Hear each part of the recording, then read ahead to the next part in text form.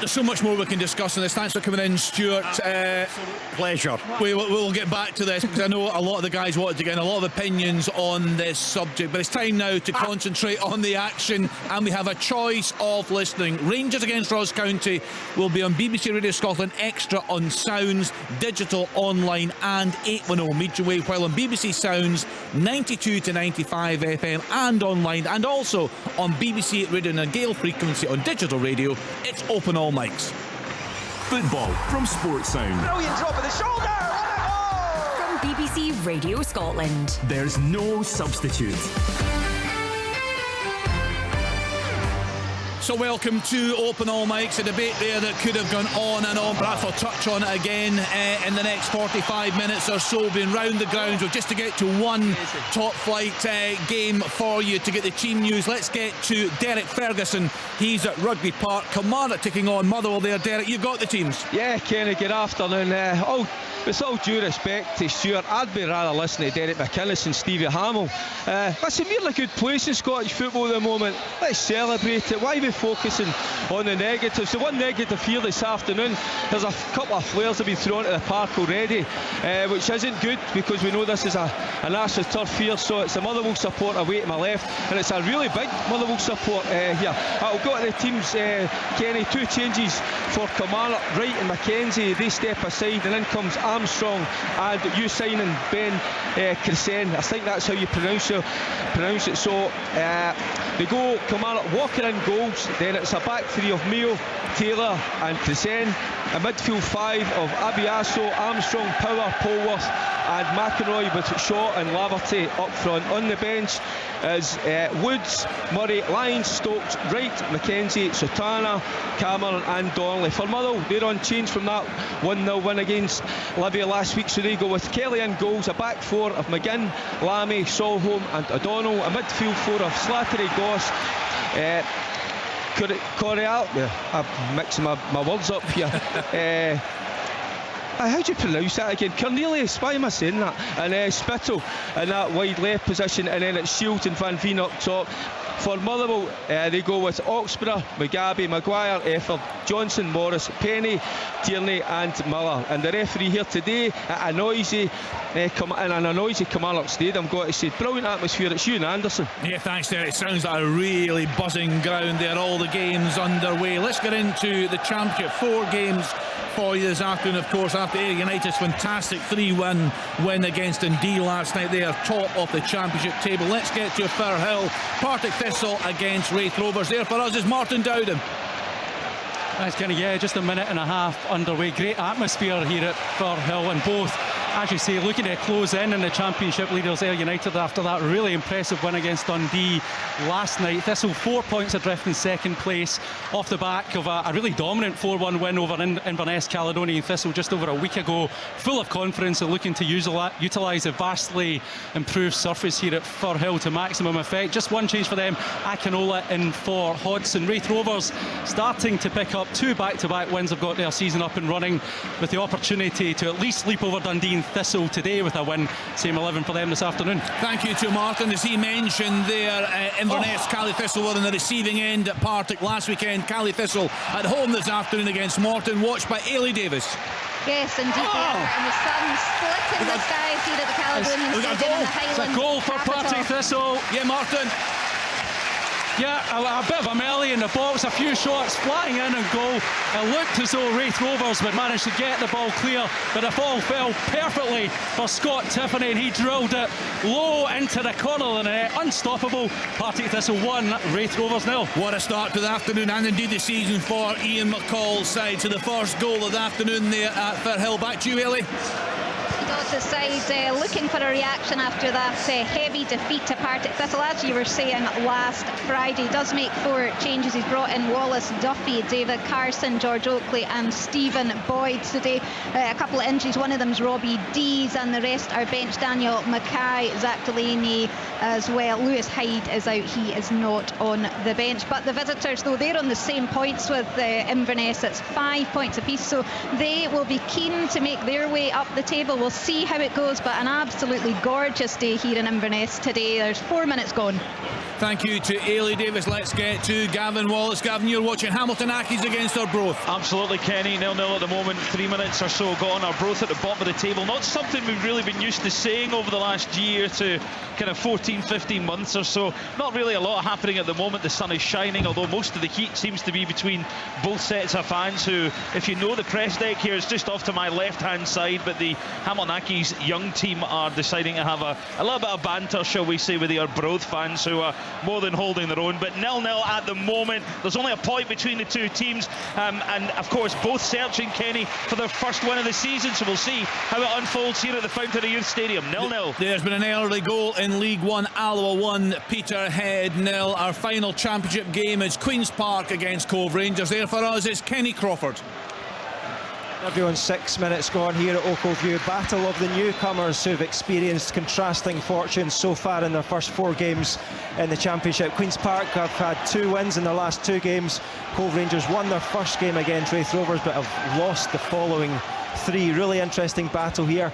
Cove Rangers without the spine of their team. Scott Ross, the defender, Mitch Megginson up front, and Blair Yule in the midfield, all missing. So that's a sore one for Jim McIntyre's men. And so far in the opening 6 minutes, it's Queen's Park, Owen Coyle's Queen's Park, who have looked better. We'll keep you updated on the top of the table clash in League One. Dunfermline against Airdrie. Goalless there at the minute. Down south, Liverpool 2-0 up in the early stages against Bournemouth. Just 7 minutes played. Manchester United beat Southampton 1-0 in the lunchtime kick-off, and a potential shock in the cards. It's very early. Manchester City 0, Crystal Palace 1. So let's get to Stuart Kettlewell at Ibrox. The early stages there, the home side dominating, Stuart. Yeah, Kenny, they are. They've started really positive, as you would imagine. They're obviously coming in high on confidence from midweek, but what's really striking so far is they're posing a threat down both sides, both fullbacks in an advanced position, and we've had an early chance 2 minutes in. Ryan Kent off the left hand side, chopping in his right foot as he does so often, and he had a lovely... Yeah, talk us through it. A ball right down the right hand side, down at that bottom right hand corner, drilled across the 6-yard box, and I just can't see who slid it in the net. I think it's Bacchus. Bacchus, he times his run perfectly into the box. He steps onto it, right footed, right down the middle of the goals. 1-0 St Mirren. What a start for the home side. They're on the back of that fantastic win at Tannadice last weekend. Rory, we're just waiting for the replay to come in there, and we're seeing a very dejected looking David Marshall there, so we're just seeing it now. Yeah, kicks at Ewan can probably do better when he's challenging Tate. It's a good run up the right hand side. It's cut back. Left back at Hibs is nowhere to be seen, and that's a tidy finish with inside of the foot. Cushions it into the net.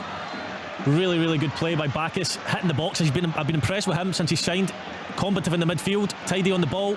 That's a lovely finish to put St Mirren 1-0 up. Yeah, very nice finish. We saw a fantastic finish for Aberdeen last weekend at McDermott Park. They're at home to Livingston this afternoon. How are the early stages going there, Willie?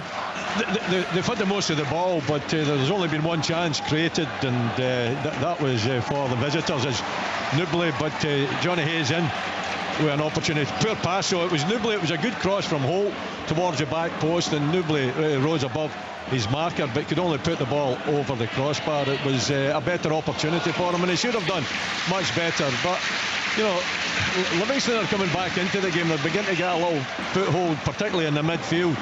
You know what you're going to get from Livingston. I don't think the players out there should be surprised that they're going to get closed down. They're going to hunt them down and not get much time on the ball, and I think Aberdeen have got to adapt a game to that. It's relatively even so far, just the one opportunity, and that's gone to the visitors, but still goalless. Yeah, we'll have the Livingston manager Davy Martindale in the studio with us on Tuesday night. Of course, it's 2 nights of League Cup action for you right here on Sports, and let's get into Rugby Park. Very noisy down there. We heard earlier on Derek Ferguson, who's dominating in the early stages. Nobody, Kenny, but it's a real good start to the game. Both sides having a go.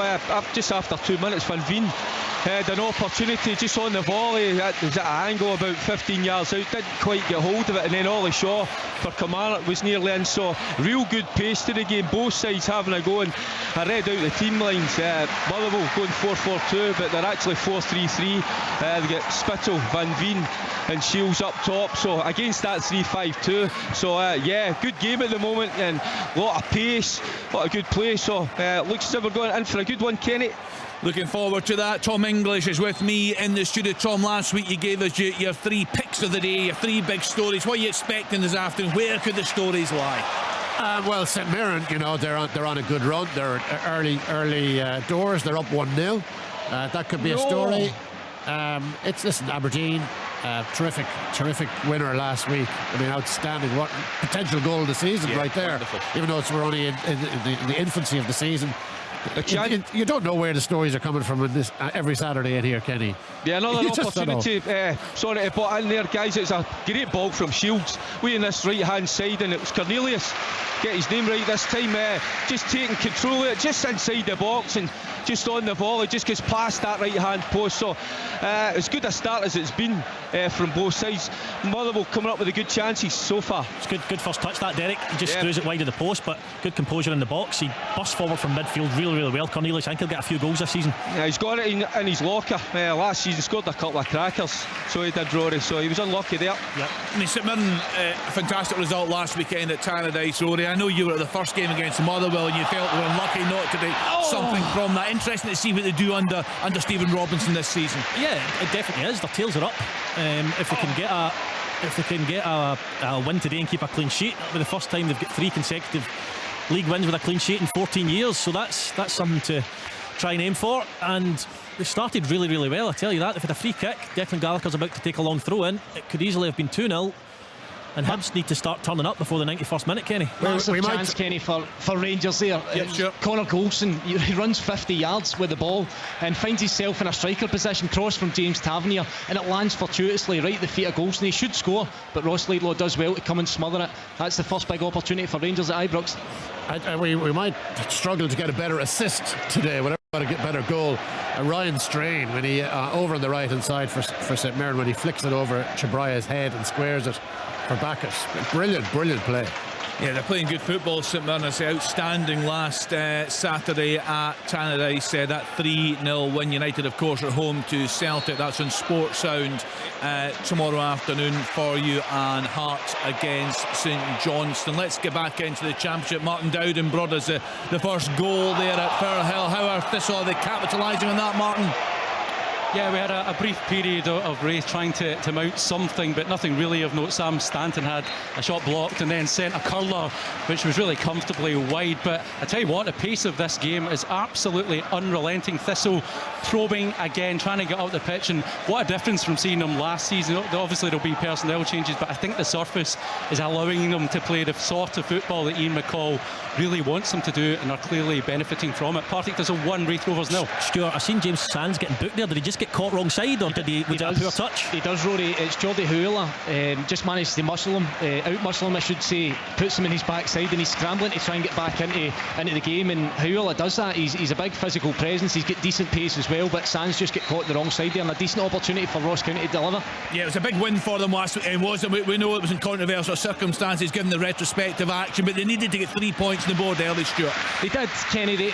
Last season was terrible in terms of the start, no 1 in 10, and you don't want it to get that stage again because you'll find yourself chasing your tail. So it was a huge win last week, maybe against another play in the second half, but they showed great character going down to 10 men with Ross Callahan's second yellow, as it was at the time, and they managed to kind of scramble that goal. Good finish from Allura, but it gives them confidence. They've done okay in this game so far. They've pressed and they've stole the ball in decent occasions. It's just about completing the first pass in transition. When you win the ball back, show confidence to make one pass and get yourself into the game. But they're well organised and they look okay so far in this one. Allo have doubled their advantage against Peterhead. Now 2-0 to the home side in League One, and Falkirk have gone 1-0 up at home to Queen of the South in League Two. Bonnyrigg Rose 1, Stirling 0, goalless in the other games in that division. And looking down south, Manchester United 1-0, they beat Southampton in the lunchtime kick-off. Liverpool 2, Bournemouth 0, and Manchester City 0,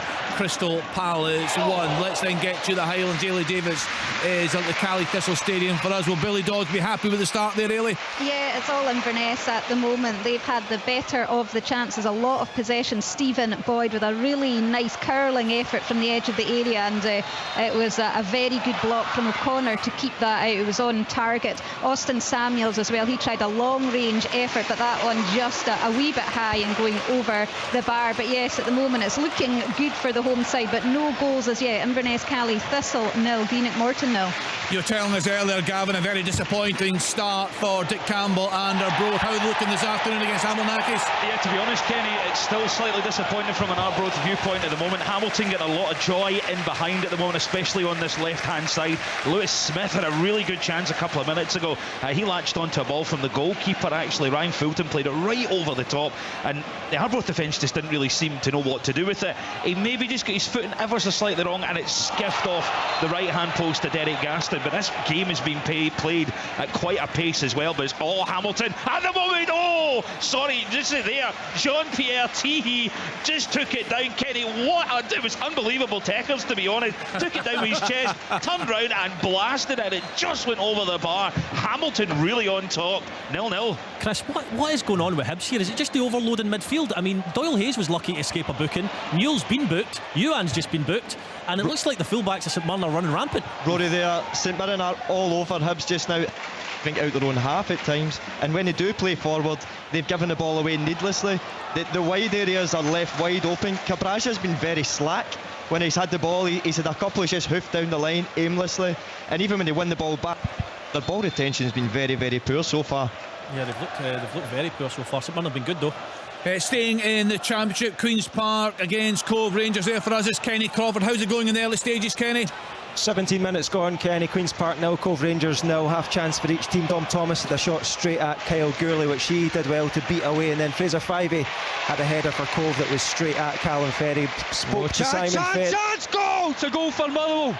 A deserved goal. It's a wonderful pass. I'm just trying to see it. Might be Slattery. It's brilliant weight on the pass. Allows Van Veen to get into the box and, just gets away from the defender. Gets a little second bite of the cherry, but just the outside of the foot just puts it past the keeper to his left-hand side. Wonderful finish. Yeah, it looked a lovely Kenny finish. spoke to Simon Murray in the car park just as it arrived. He was interested to see that Deepo Akinyemi had got up to 6 goals for his tally last night there. United striker Simon Murray's on 5, and he's determined to get up to 6 or 7 today. Yeah, they've had a good start, Queen's Park. Rory, just seen that goal now at Rugby Park. Yeah, Cornelius is pointing to his midfield partner because it's a lovely ball through, and Van Veen just bullies the defender. It's a top class finish, I tell you that. There's only one place he can put it, and that's a wee flick with the outside of the boot round the goalkeeper and into the corner. Top class striker at this level, Kevin Van Veen. Let's get into League One, the top of the table clash there. Dunfermline against Airdrie, and there for us is Amy Canavan. Hi, Amy. Hiya, Kenny. Wee bit late for me. Sorry about that one. It's very sunny here at East End Park, I must say. It's a top of the table clash in League One. Both sides are unbeaten, and it is, I have to say, it's started off a cracker. The hosts today, they haven't conceded in the league yet, and you can really see why. They're quite astute at the back. 3 league wins and a draw. That draw came against Kelty last weekend. James McPake has made 3 changes from that side. Joe Chalmers, Lewis McCann, who's banging in the goals this season, and Craig Whiten have all dropped out for Chris Murky, Nikolai Todorov and Kyle MacDonald, and he's had a few sightings on goal so far. Probably had the best chances of the match. For the visitors, it's a return to East End Park for Rhys McCabe. He is on the park and he names an unchanged side from last weekend's win against Alloa. Top of the table clash, as I say, and you can kind of see why both sides going at it. End-to-end stuff so far, 0-0 at East End Park. I tell you what, Stuart, what do you make of that? Rory, I was just about to come in there. James Sands has got away with one here. He should be off the park. He's left 1v1 with Jordi Hewella again, and he hauls the striker down. Referee Don Robertson waves it on. I don't know if you've seen a replay, Rory, but it looks like a second yellow for me all day long. Yeah, you've described it perfectly. I would just be echoing what you've said there. Argument for a straight red, never mind a second yellow. Absolutely. Yeah, last man. Very lucky. He gets caught wrong side again. James Sands, he's been brilliant across the 2 PSV fixtures, but at times you can maybe tell he's not natural to the centre-back position. It's came twice from Connor Golson just venturing forward. He's stepping out from centre-back and finding himself in a midfield and even in a forward area at times, and he's leaving Sands 1v1 at the back, and it's been a real problem. We're just seeing it again. That's an incredible decision for the referee to take no action. I don't even think you can question this one. Not at all. It's absolutely it's a red card. Rory's right. He's the last man. Do you know what else hasn't helped, Stuart? Tavernier doesn't look himself. He looks like he's been... Ross County have had a lot of joy. He's stepped by him a couple of times. He should have had a yellow card as well. Don Robertson tried to give an advantage at one point, and Tavernier had taken down, I think it was Puddington or Harmon, I think it was at the time. That should have been a yellow card as well. So a bit sloppy now from Rangers, and Ross County growing in confidence here. Yeah, referees dominated a lot of the programme last week. Some big calls that they got wrong, and that certainly is the case there at Ibrox. Interesting to hear Malcolm Mackay after this game. We heard from Amy there, the top of the table clash at East End Park in League One. The other scores in League One: Alloa 2, Peterhead 0. As we heard, Dunfermline 0, Airdrie 0. It's now Falkirk 1, Queen of the South 0, FC Edinburgh 1, Clyde 0, Montrose 0, Kelty Hearts 0. And into League 2 we have goal. It's Albion Rovers against Annan. Bonnie Rose 1, Stirling 0, Dumbarton 0, top of the table Dumbarton 0, Elgin City 0, Forfar 0, Stenhousemuir 0, and it's now Stranraer 1, East Fife 0. And down south in the 3 o'clock kickoffs, 2-0 to Liverpool against Bournemouth, and it's Manchester City 0, Crystal Palace 1. So, the thing about the Sands thing, like, you know, later on tonight, tomorrow, it'll be acknowledged the Sands should have walked. That's no good to Malcolm Mackay in the here and now. It's no good to him tomorrow. And it was the same for Derek McInnes last week in the game against... Yeah, exactly the same for Derek McInnes. Tom, it's the flip side as well, wasn't it? Because Callahan should have been off at 0-0 last week against Kilmarnock. He stays in the pitch. Ross County get the victory. I know eventually he went off the park, but at the time of the game he makes the tackle, and it is, people are gaining points through these poor decisions, and then we're coming back, retrospective action, and it doesn't help at the time. It doesn't help you as a manager at the time. Big chance for Aberdeen. Yes, Willie. Johnny Hayes, they should have done better. The referee played advantage, a really strong challenge in the middle of the park on Ross McCrory, but he did the right thing, allowed vantage to be given to Johnny Hayes. It's on his right foot though, and he goes in, he's just round about the penalty spot, tries to curl it into the top corner, mishits it, puts it, you know, well over the bar. But it's been the visitors that have been the better footballing team. That they've slipped the ball about really nicely. It's really easy in the eye, and they've had the two. Before that Johnny Hayes opportunity, they had the two best chances falling to Nobley. The problem with Nobley, and his second one, maybe on his left foot, he tried to dig it out, but it was only some 7 yards out, and it was just a weak effort. So, you know, they're giving probably as good as they're getting. In fact, they're playing better football than the home side, but it's still goalless.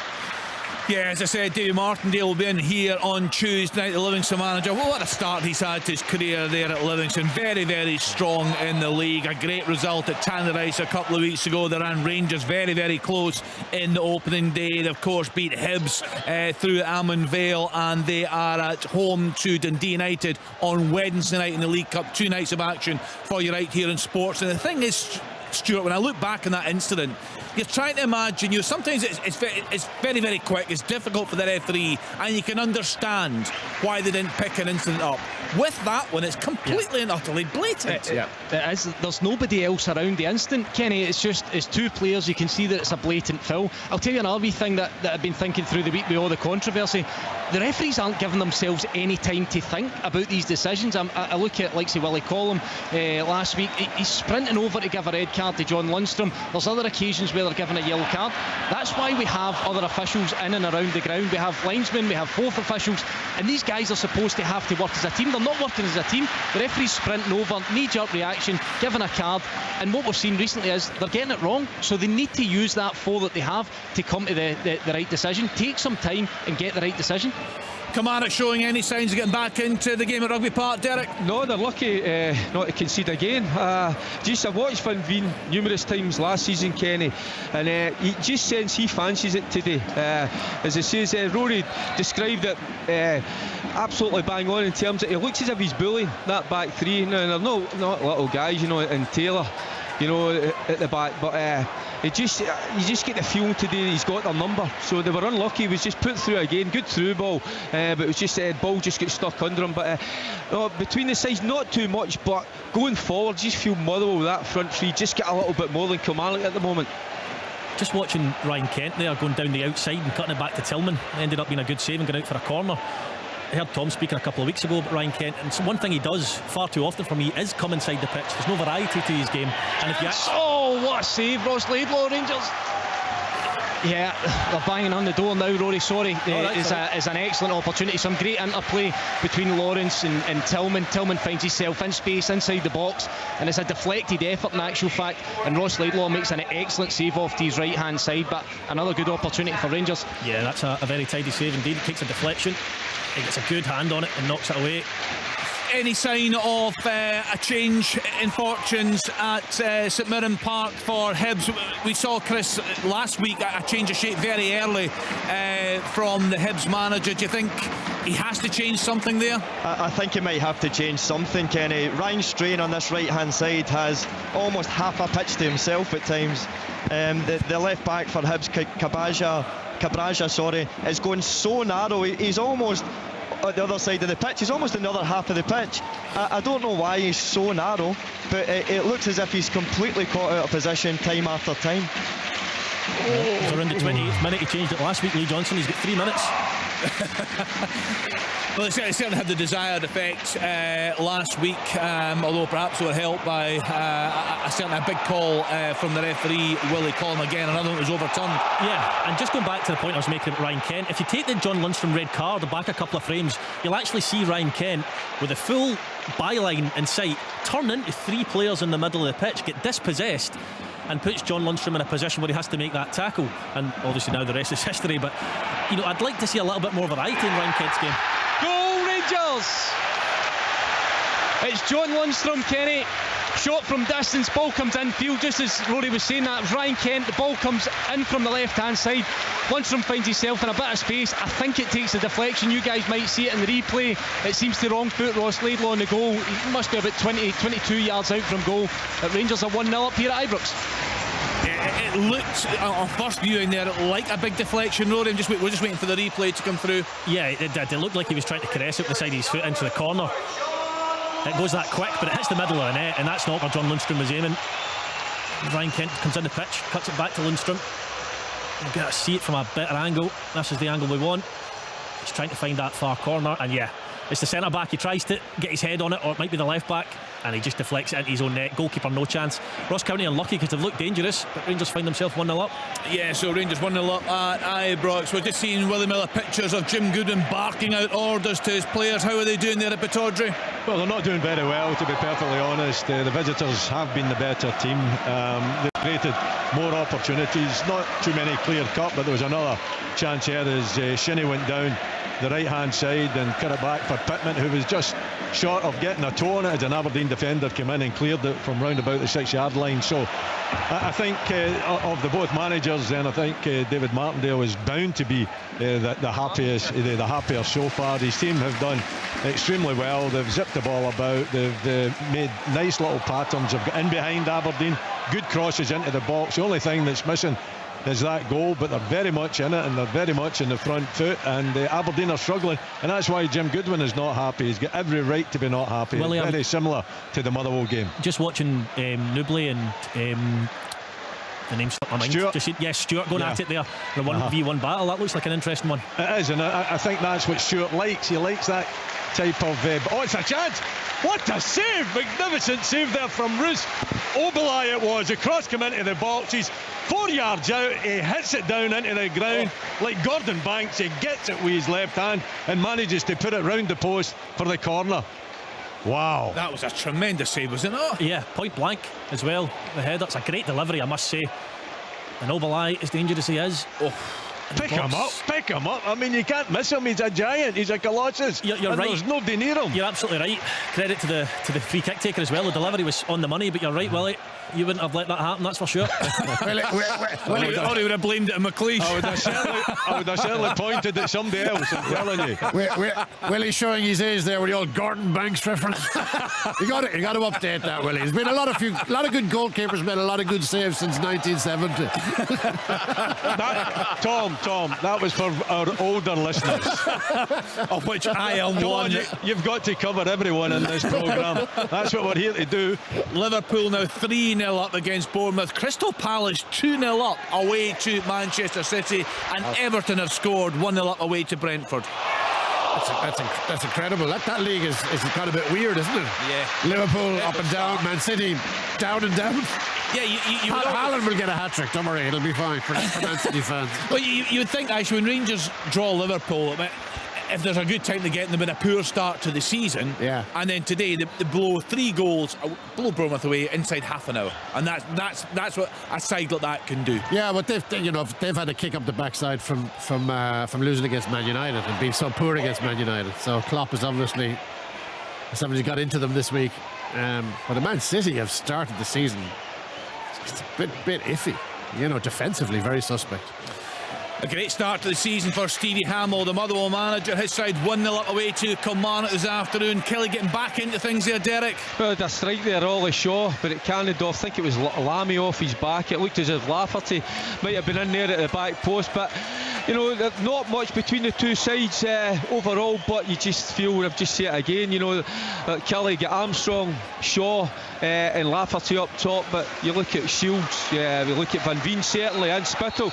They look as if they're having a little bit more joy at the moment, and you just sense that look a confident side, Motherwell, this afternoon, just looking a good place. And as I say, they've got that goal they're leading by from Van Veen, and they look quite assured. So it's a conundrum for Derek McInnes, so he's got to try and find a way, to get past this Motherwell side at the moment. But it's really, I wouldn't say struggling, Kenny, but they've not created anything. They've not just got that little bit extra quality, Motherwell, at times, don't they, Derek? Yeah, and that certainly looks a difference. Just a decent ball from Crescent, and Faulty Lafferty. He's got to do better. And you signing Crescent, I'm not sure how you pronounce that, but it's a lovely ball in. Falls to Lafferty, and he's just outside that 6-yard box. Takes on the stomach, kind of chest area. He should be doing a hell of a lot better. He skiffs it with the outside of his foot, and it goes aimlessly over the bar. He's got to be sticking that one away, I think. Someone hitting the post. It was Tom Thomas for Queen's Park, Kenny. Such a good, he cut inside and hit it with his right foot, curling past Kyle Gourley, but hit the base of the post. So still Queen's Park 0, Cove Rangers 0. So half an hour or so played. The scores: Aberdeen 0, Livingston 0, Kilmarnock 0, Motherwell 1, Rangers 1, Ross County 0, and St Mirren 1, Hibs 0. In the Championship, Hamilton Accies 0, Arbroath 0, Inverness 0, Morton 0, Partick Thistle 1, Wraith Rovers 0, Queen's Park 0, Cove Rangers 0. And chance for Hibs. On you go. A chance for Hibs. A good ball whipped in. It was actually Ryan Porteous who found himself up the pitch, bends it inside, and his right foot, an in-swinger. I think it's maybe Christian Deutsch who gets a wee flick on it, and it just narrowly misses the post, but a great chance for Hibs. Yeah, I think it was Deutsch.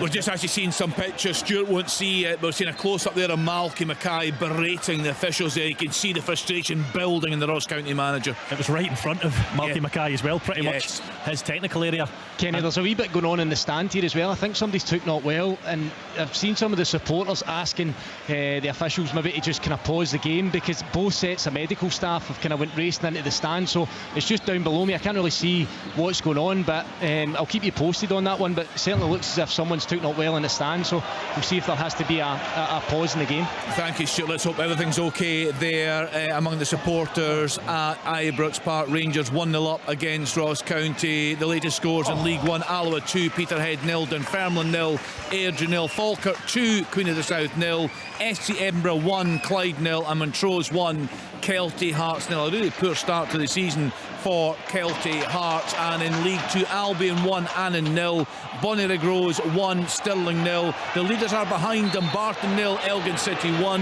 Forfar 0, Stenhousemuir 1, and it's now Stranraer 1, East Fife 1. And in the English Premier League, Liverpool rampant. They are now 4-0 up at home to Bournemouth. Chelsea 0-0 with Leicester, but down to 10 men. Everton 1-0 up away to Brentford, and it's Manchester City 0, Crystal Palace 2. And in the lunchtime kick-off, perhaps Boyd, as Tom said, with that result over Liverpool last Monday night, it's Southampton 0, Manchester United 1, a full-time score line there. So let's get back into the Championship. We had the first goal of the afternoon at Firhill. Partick Thistle 1-0 up against Wraith Rovers. Martin Dowden is there for us.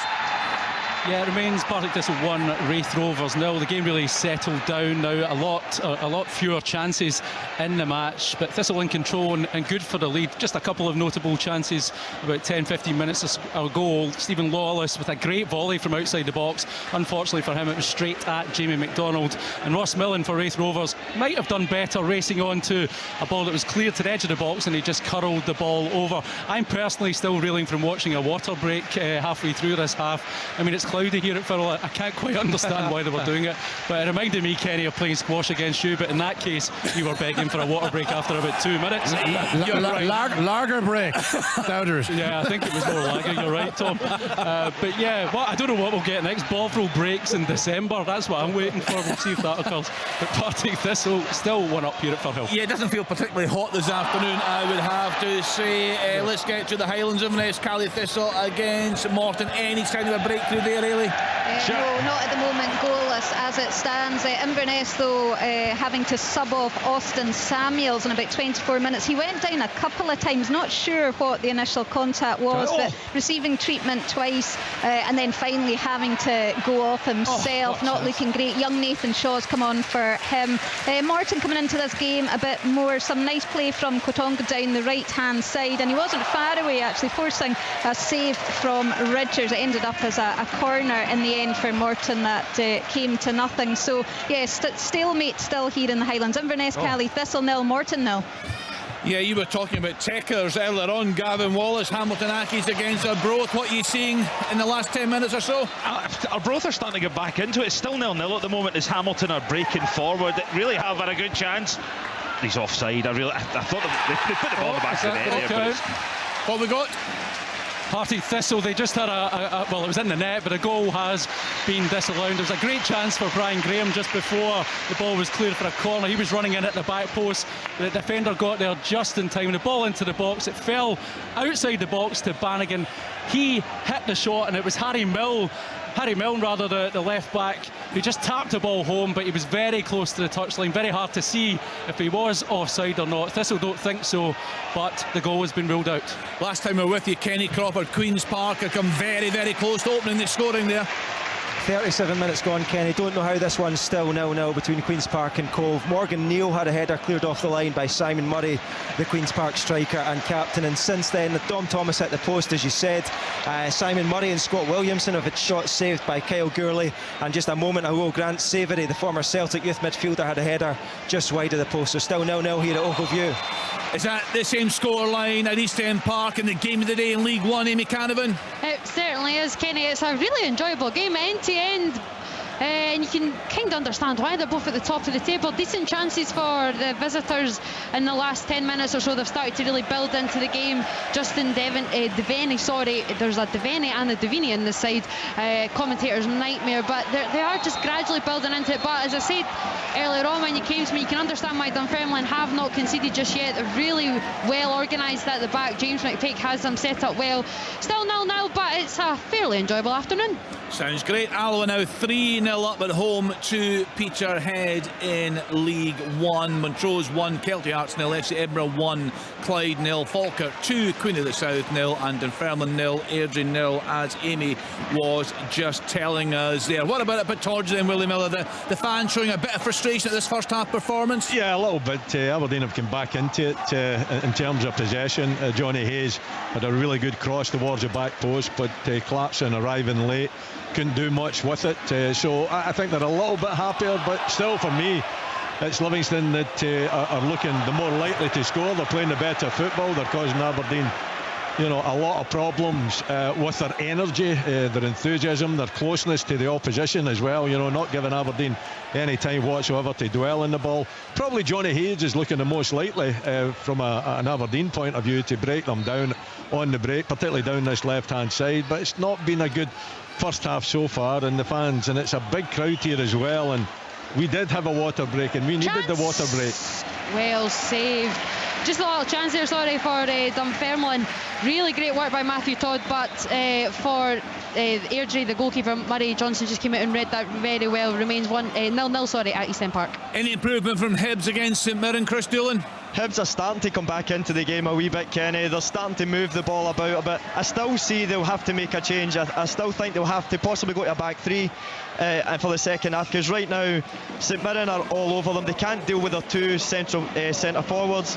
The fullback Cabraja is going so narrow, and he's getting attracted to the ball that he's leaving this full right hand side for St Mirren wide open.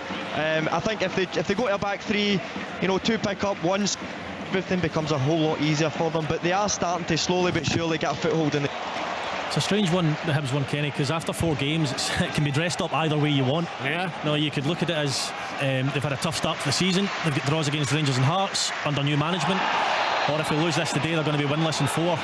Lee Johnson speaks well though, and he's good at covering up cracks at times, I reckon. Oh, absolutely. It reminds me of what Willie said last season a lot about Tam Court. Sometimes think, as a manager, after perhaps not a great result, a great performance, he somehow managed to find a way of putting some sort of positive on it. Well, I mean, they've all of their points have come in the 90th minute so far. In the 90th minute, they've been losing all of these games. And he will say it just shows his side, keep fighting to the end, fighting to the end. No, that's what he would say, wouldn't he? Yeah, and that's true. It's true. Yeah. But, he'd want them to be more forceful earlier in the game. And it is testament to the character, etc., etc., etc. But he wouldn't want it to be this way, that they have to go to the 90th minute to get the draw, get the win against St Johnstone, and the draw against Hearts. Obviously, the draw last week against Rangers was a terrific one. But I think he'd want them to be more assertive earlier in the day, and they're 1-0 down today. Yeah, and a great goal to get that draw. How are Ross County responding to that deflected John Lundstrom effort at Ibrox, Stuart? It's all Rangers, Kenny. They've had the lion's share of the possession. Another half-decent chance just as you came to me there from Cholak. The one feature is Connor Goldson stepping out from the back. I've never seen him stepping so far with the ball. I mean, he's literally getting to a point. He's 25, 30 yards out from goal. And it's probably something Ross County have to address. Oh! It's a goal! What a goal! Cholak for Rangers makes it 2. Delivery from the right-hand side from Scott Wright, and it's a kind of scissor kick almost. He gets a little bit fortunate. I don't think he makes the greatest connection in the world, but it's enough to deceive Ross later on the Ross County goal. It's Rangers 2, Ross County 0. Nearly an equaliser, Kenny. It's brilliant play from Kamara. Great play from Lafferty and Sean. Just finding new signing Crescent. Just the left-hand side of the box. Strangely, it goes with the side foot, crashes off the bar. Yep. Penalty, we have a penalty for Aberdeen. Basawan is brought to the ground, and it's a red card. It's a pure goal scoring opportunity for Basawan, who's dragged to the ground, and the referee's pointed to the spot. And I'm just thinking it's Fitzwater that's been given these marching orders, and it's that stupid goalkeeper playing the ball to a defender, central defender, when he's under pressure inside his own box, doesn't get a good touch on it. It's hunted down by Basawan, who gets a little touch, gets in front of him, then he's grappled to the ground, and Aberdeen get the penalty, and Livingston are down to 10 men. I'm just watching that again, Willie. It's like these teams are in cahoots, that everything happens at once. I know, well, it's not dissimilar to the James Sands one, actually. There's actually less contact there. Colin Stevens sends him off. It's goal, Partick Thistle, and it's Stuart Bannigan. He just got in behind the defence on the right hand side. He took his time, he didn't slash at the ball, just picked his spot and beat Jamie McDonald into the corner. Partick Thistle 2, Wraith Rovers 0. Great start to the season for Ian McCall's side, and the shiny new pitch there at Firhill. So we're just waiting for this penalty, William. There's an injury to the goalkeeper. Yeah, I don't know what he's done to himself, to be perfectly honest. Didn't see any contact, but he's getting a bit of treatment just right in the row goal line. So penalty, Queen's Park. We're going to have to wait. Okay, penalty there, Kenny. Yeah, it's a handball by Connor Scully. Couldn't really do too much about it. Willie Collum, the referee, actually, and it was a cross by Scott Williamson, and it was hit Connor Scully's arm as it went towards the middle of the box, and it looks like it's going to be Simon Murray in a moment stepping up, looking for his 6th goal of the season. Connor Scully not happy with Willie Collum at all, has to kind of be restrained by Fraser Fivey to stop him going and going towards Collum to try and keep arguing about it. With the left foot, bang! Hits the back of the net where goalkeeper goes the right way, but it's just full of power with that left foot, right down the throat of the goalkeeper, just a little bit to his left-hand side, and it rattles into the back of the net to give Aberdeen. Oh, what a finish for Raith Rovers. It's Ethan Ross. It was a chance that the ball was cleared to the edge of the box. Raith Rovers got a hold of the ball again, passed it to Ross, and he curled it just inside the post. Partick Thistle 2, Raith Rovers 1. Rovers back in it, Kenny Crawford. Yeah, Simon Murray's got that 6th goal of the season, right-footed low to the bottom left-hand corner. Queen's Park 1, Cove Rangers 0. Yeah, dreadful start to the season for Cove Rangers, you would have to say. We've seen that Miovski penalty before, haven't we? I mean, he just bangs into the roof of the net. Yeah, well, the penalty's not half as interesting as the decision. Tom and I seen it again and immediately looked at each other, puffed out our cheeks. Oh, not sure. There wasn't a lot of contact. I don't think Fitzwasser helps himself because he puts his shirt over his head immediately. Don't know whether he hears the whistle and knows the inevitable's coming, but it'll be interesting to see that one again. There's not a lot of contact. It's a mistake. Shades of Bashiri and Cholak last week. Oh my goodness. It's another one of those. Another one of those. The question of consistency again. When you see the Sands one and that one, it'll be raised again. Absolutely. A couple of poor weekends for referees, you would have to say. Come on, Derek Ferguson, you're letting us down. We've had a great 5 minutes of action there. I tell you what, this has been brilliant here as well, Kenny. They've upped their game. Kilmarnock, you've been really good the last 5-10 minutes. Just hit the bar. Ollie Shaw just on the volley inside the box, just hit one just past the right hand post. So for all that Motherwell look really, and they have looked good and really dangerous going forward, certainly the last 10 minutes they've went at it, Kelly, and they're getting themselves forward, shots and goals. But the telling factor is, Kenny, Kelly and goals for Motherwell ain't pulled a safe off yet. You know, those attempts have been over and by the post. I think they hit the bar in the melee of all that stuff, but unless you've got a goal, a red card or a penalty, you're not getting a look in at the moment. Who said Scottish football was boring, lads? That was a sensation. Queen's Park 1, Cove Rangers 0. Thanks, Kenny. What a sensational 5 minutes of football there, Thomas. So much to talk through. There is, Your picks of the day are going to be interesting after 5 o'clock. Well, yeah, I mean, to extend them from 3. Listen, it is. It's bubbling up nicely. It always does. I remember this time last week you were bemoaning on us very, very little happening, and then there's this fireworks started to break out all over the place. So this has been great. Yeah, Chris. There was a chance for Hibs, a slack back pass. I think it was possibly Charles Dunn, but a slack back pass. The striker for Hibs almost got in, but it got cleared by. I know we've had problems a few times in the line at St Mirren Park this season, but we got the main thrust of it there from Chris Doolan. Heads very, very poor in the early stages. St Mirren fantastic. They went ahead. Bacchus with a goal in 6 minutes, of course, following up on that great performance at Tannadice last weekend. But Hibs coming back into that game there at St Mirren Park. The goals absolutely flying, and no doubt there'll be some big talking points at half time. Very interesting to hear from Malky Mackay post-match. His time had a very good start at Ibrox. Oh, Rangers hit the crossbar, Kenny. Wonderful chance from Rangers, excellent play. Ryan Kent cross from the left hand side, and it's Tavernier, as he does, creeping in at the back post, rises above Ross Laidlaw, and he crashes it off the crossbar. I think the angle might be pretty acute for him to actually finish it, but great play from Rangers. Still 2 up here at Ibrox.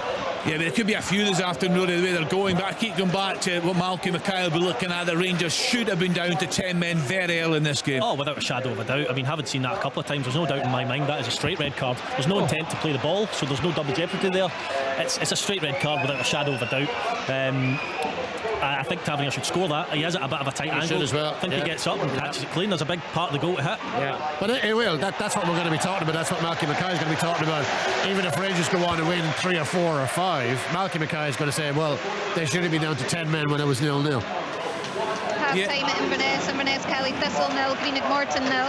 Thank you very much to Ailey there. So we're just approaching half time. We were a 5 or 6 minute spot there of incredible action. The goals absolutely flying in. Aberdeen, Willie, after a poor start to the half, bang on top there now. Well, not really, no. I mean, they're on top because they've got the goal, but maybe a little bit of good fortune. But it's just, honestly, I can't understand why goalkeepers, I mean, they've obviously been instructed by the coach to play that pass. You know, and Fitzwater doesn't, he's facing the goalkeeper as well, so he doesn't know if Bissawin is close to him. And when he takes a heavy touch and Bissawin gets in front, then listen, he's going to go down, isn't he? If there's any contact whatsoever, he's going to go down. He goes down, he gets a penalty. But it's been the visitors for me that's played the better football, created the better opportunities, and Aberdeen can, look upon, if they go in at half time 1-0 up and 10 men, to be very, very fortunate. Half time at Ibrox, Kenny. Half time at Farnhill. Just 2. Half time as well at Douglas Park. Thanks, guys. It was a similar story when St Mirren visited Pittodrie, wasn't it, Willie? They were decent till Gallagher got sent off, and then Aberdeen really took advantage from there. Yeah, it was. It made all the difference, going down to the 10 men, and St Mirren just didn't cope with it. And it was a similar type of game. I think it was a little bit earlier in the game, though, that Gallagher got himself sent off. Half time at East End Park. Thank you, Amy. So half time there in the big game, the top of the table clash in League One, Dunfermline against Airdrie. How does he miss it? How does he miss it at the back post? Who is it? Richardson. The cross comes in from the left hand side, and it falls perfectly for Richardson, and he manages to put it right across the face of the goal. Past the post. Big chance for Aberdeen to go 2-0 up. Yeah, just watching it again. Your man up passing up chances again, Kenny. It's Polworth down the right hand side, plays it across, Lafferty misses it, Shaw misses it, and then it's Chizenne coming in at that back post again. The one that he hit with the bar with, he went with the side foot, tries it again but gets it all wrong, puts it well over.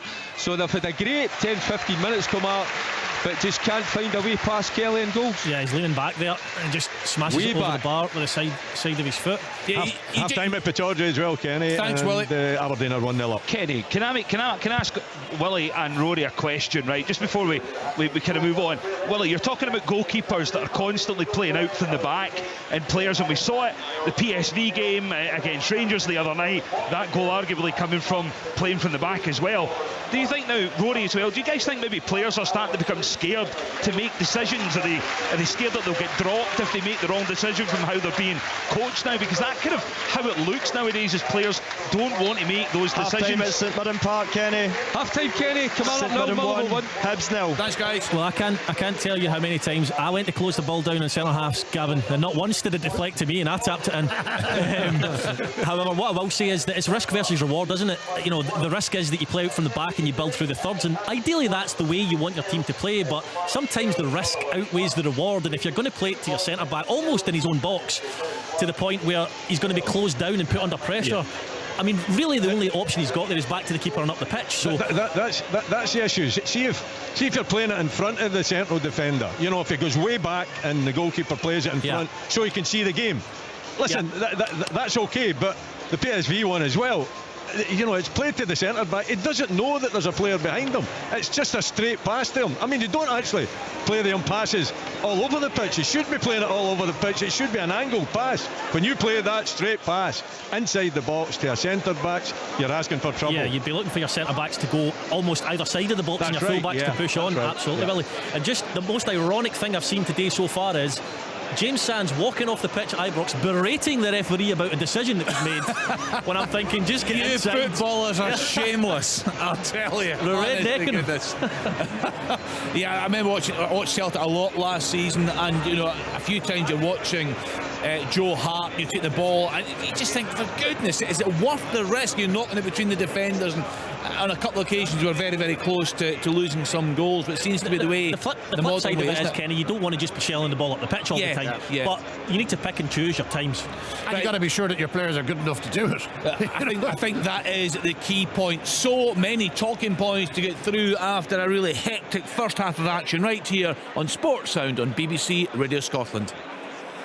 All the grounds, all the goals, all the news. This is Open All Mics from Sports Sound. From BBC Radio Scotland. Yeah, we had so many late goals there in that first half. Let's then get to our commentary game. Rangers against Ross County there for us. Lee McLeod and Neil McCann. Yeah, Kenny, probably the best Rangers have played in a league game so far this season. 45 minutes, they've been pretty vibrant. They look as though they're a team that's disqualified for the Champions League, and they have a 2-0 lead at the half-time interval. The first was a long-range effort from John Lundstrom in 24 minutes, took a little deflection which deceived Ross Laidlaw, and it sailed into the net before Antonio Cholak made it 6 goals in 7 games. Really good finish, clever finish. Scott Wright bounding down the right-hand side, played it low into the box, just right to the penalty spot. Cholak managed to steer it high into the top left corner. He was on his way to the ground as well when he did it. It's an intelligent finish, and that made it 2-0. Dispiriting for County. It actually settled into the game pretty well, albeit Ross Laidlaw Danilo made a couple of saves, and James Tavernier had a late first half header which crashed off of the crossbar. But Malky Mackay at 0-0, not happy at all about an incident between James Sands and Jordi Hibula, the Ross County striker. He was bounding in, he got in behind James Sands, he was already on a yellow card, he brought down the County striker. Don Robertson didn't feel it was a foul, less anything else. So for the next 5-10 minutes, Don Cowie and Malky Mackay were going spare at Alan Muir, the fourth official down below us. But Neil McCann, you can't deny, and Malky Mackay can't deny either, that Rangers very much deserving of the 2-0 lead they have. It could have been more. Yeah, I agree with you. I think it's the point you make about probably Rangers' best performance. I think I have to agree with, because they've been sharp. We always felt coming out today on the back of Wednesday night's achievements that they would be sharp, they'd be up for it. And I think they played with a real sparkle about them, one-touch football. Ross County actually trying to retain an aggressive shape early on with 2 up, 1 in behind, and they were getting done in those wide areas. In fact, that's where the key battle has been for me. Scott Wright have spoken about it out on this side with Purrington, and Scott Wright has absolutely won that battle so far. It's his cutback to Cholak for the second goal, and probably you would think the one that it doesn't quite give him the points, but it puts him in a really good, comfortable position that should see them comfortable in the second half to see out the 3 points. But I have to say, and that point that you made with the incident, in my first viewing, and we didn't get another one, I felt that James Sands, already on a yellow card, it would have been a red card on its own. I felt his 2 arms around Hawula and been done, and should have probably got his marching orders, and Malky was rightly aggrieved by that. But from then on in, it was a procession towards their goal, and Rangers are now comfortable at half time. I think actually they'll make a couple of changes. I saw Devine and Leon King warming up quite extensively there, Liam, so you might see a couple of changes getting made with Tavernier and Sands coming off. Yeah, Goldson and Tillman had efforts brilliantly saved by Ross Laidlaw, and I said Tavernier off the back. Could have been worse for the Staggies. It's bad enough though for them. At half time, it's Rangers 2, Ross County 0. So the home side in control at Ibrox. The home side also had the advantage at Pittodrie. Aberdeen against Livingston with Willie Miller. They find themselves very fortunate at half time to go on 1-0 up, and also Livingston going down to 10 men, because for me Livingston have been the better team in the first half. They've created the better opportunities, not too many opportunities, but Nobly up front has had a couple. The header he put over the bar, which was weak. I was expecting much more from him. He then found himself in at a tight angle down the left hand side, and he just couldn't arrange his feet to get the shot with a bit of power, and it was a weak and timid effort that he went into Bruce's arms. But the big opportunity has got to go to Obalai. The free kick from the left hand side, it's drifted in perfectly from him. He's only some 6 yards out, 7 yards out. He's unmarked. He's got the goal at his mercy, heads it down into the ground. It bounces up, and Roos throws his left hand out and manages to scoop it past the post. It was quite a magnificent save, but a big opportunity for Livingston to take the lead that they didn't take. For me, probably Johnny Hayes has been the standout for Aberdeen. He's been lively, he's been positive, he's been quick, he's put in 2 or 3 very good crosses. He's also had an opportunity that he should have done better. Unfortunately, it fell to his right foot rather than his left foot. And then in 41 minutes, then Aberdeen get the breakthrough. It's a poor decision from Livingston goalkeeper George to play it to Fitzwater, who takes a touch just inside his box. It's too straight a pass. Bissawin puts him under pressure. He gets a little touch on it. There is a slight bit of contact. He goes down, and for me, the referee didn't have any option but to point to the spot and also show the red card because it was a clear goal scoring opportunity. Just on half time as well, Richardson, the right back, finds himself up at the angle towards the back end of the goal as a cross come in from the left hand side. He's got to hit the target at least. I think he has got to score. He somehow manages to put it by the opposite post. Big opportunity. That would have taken Aberdeen to 2, and you would find it very hard to see Livingston coming back. Even now, with 10 men, you're going to find it very hard to see Livingston coming back in this one. So at half time, Aberdeen 1, Livingston 0. Thank you to Willie. It's the away side that are ahead at Rugby Park. Kilmarnock against Motherwell, watched by Derek Ferguson. Yes, Kenny, Kilmarnock now, Motherwell 1. Both sides started quickly, but it was Motherwell that looked more dangerous, and they did take the lead, and that came in 14 minutes. Cornelius with a beautifully weighted pass to Kevin Van Veen, with the big striker finishing with the outside of the foot from about 10 yards yards out. A lovely finish that was. The home side, well, they should have equalised on 28 minutes. Crescent, it was a Crescent cross finding Lafferty. He's only 8 yards out, but the big striker firing well over. A bad miss, I've got to say. Towards the break, Kelly, well, they upped their game and were so unlucky not to equalise in 38 minutes. Crescent rattling the bar, and then it was Shaw volleying just past the post. And again, right on half-time, the half-time whistle, the impressive Crescent again firing well over from the edge of the box. Good game here, but Motherwell in the driving seat. Kilmarnock 0, Motherwell 1. And it's the home side in the driving seat in Paisley. St Mirren against Hibs with Chris Doolan. Yeah, Kenny, St Mirren been by far the better team so far in this first half. They've looked more dangerous, more dangerous than Hibs, sorry. Hibs have struggled to get guys like Boyle, Doidge into dangerous areas. On 8 minutes, Keanu Bacchus slid in, put one down the middle of the goals from a terrific cross from Ryan Strain. But Ryan Strain's had this full right-hand side of the pitch all game, all first half, to break down and whip in. He's put in 3 or 4 terrific crosses already. He's flashed some balls right across the box. Hibs found themselves just clearing an awful and couldn't get a sustained bit of pressure. It took till 31 minutes for them to get their first real chance. It was Ryan Porteous of all people who crossed in. It was heading into the back post. It was flicked on by Doidge and it missed the post just narrowly by a couple of inches. That was their first real chance at goal. They're struggling. The shape looks to be struggling up against a well organised St Mirren team, you have to say. Fortunately, St Mirren all a chance. Charles Dunn played a very soft pass back, but Trevor Carson was quick off his line and managed to clear it. But that's as close as Hibs really have came in that first half, and they'll be looking for a lot better in the second half. Thank you to Chris Doolan. Apologies for the slight break up in the line there at St Mirren Park. Let's get into the Championship. Martin Dowden brought us the first goal of the day at Firhill. Partick Thistle against Wraith Rovers. Yeah, half-time, Partick Thistle 2, Wraith Rovers 1. A brilliant first half here at Firhill. Thistle ahead, and right from the off they threatened. Captain Ross Docherty surged into the box. A shot from an angle produced a series of follow-ups. They were all blocked before the ball fell beautifully for Scott Tiffany, and he placed the ball right in the corner on just 3 minutes. They almost had a second when Harry Milne was standing just on the byline, tapped home. He was ruled offside, a very tight call, and Thistle were not happy at all with that call. But matter not, Stephen Lawless getting behind the defence, coming in from the right at an angle, took his time and picked his spot and beat Jamie McDonald to make it 2-0. An immediate response from Wraith Rovers to stay in the match. The ball was recycled to Sam Stanton.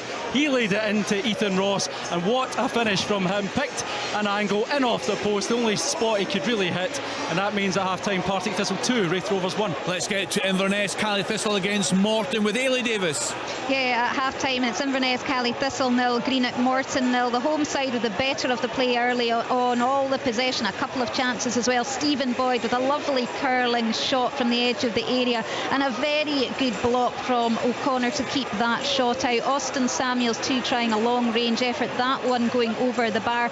After that, Samuels starting to struggle. He went down a couple of times on the field, received treatment, and eventually he did have to go off ahead of the half-hour mark. Nathan Shaw coming on to replace him. Roddy McGregor too with a shot from 25 yards, but that's straight into the arms of the Greenock Morton keeper, Schwalka. The visitors, though, an excellent chance for Gapaya just before the half-time whistle. It was a volley from 20 yards and a great save from Mark Ridgers to keep that out, and then the follow-up from Cameron Blues, but that was flagged for offside. So a finely balanced match then in the Highlands. It's Inverness, Cally Thistle 0, Greenock Morton 0. Thank you to Ailey. It's also very finely balanced. Hamilton Accies against Arbroath, watched by Gavin Wallace. Hamilton 0, Arbroath 0 at the moment. Kenny, Hamilton looking really hungry. Arbroath still struggling. Both teams, as we said, looking to get their first win of the season. Hamilton having lots of joy in behind at the moment. Arbroath really struggling, and the best of the chances on the 15th minute. Jean-Pierre Tihi on loan from Fulham took it down beautifully just inside the box on his chest, and on the spin just fired it over. But it is 0-0 at half-time here at New Douglas Park. Thank you to Gavin Wallace, and just get time to squeeze in Kenny Crawford. Queen's Park against Cove, Kenny. Yeah, Queen's Park 1, Cove Rangers 0. Simon Murray's had an interesting career from junior football to playing in both Dundee and Edinburgh derbies, then a spell in South Africa before becoming Queen Park's captain. Fantastic. His penalty on the stroke of half-time after Connor Scully's handball is the difference between the sides. Queen's Park 1, Cove Rangers 0. And the game of the day in League One, Dunfermline against Airdrie at East End Park. There for us, Amy Canavan. Yeah, it remains goalless in this top of the table League One clash. Kenny, the sides are actually just coming out now for the second half. Dunfermline did start the brighter, chances falling to Kyle MacDonald and Chris Mutchie. Two of the changes from last weekend's side. They've really had a lot of joy. In the middle of the park, Matthew Todd is running the script, and his partner Chris Hamilton is fair battering into these challenges, perhaps lucky to not yet pick up a yellow. But Airdrie are not backing down from a tussle, nor the affair at all. They've competed well, as you would expect. Best chance fell to Lou Jamieson, who his deflected shot forced a strong save of Dennis Mamat.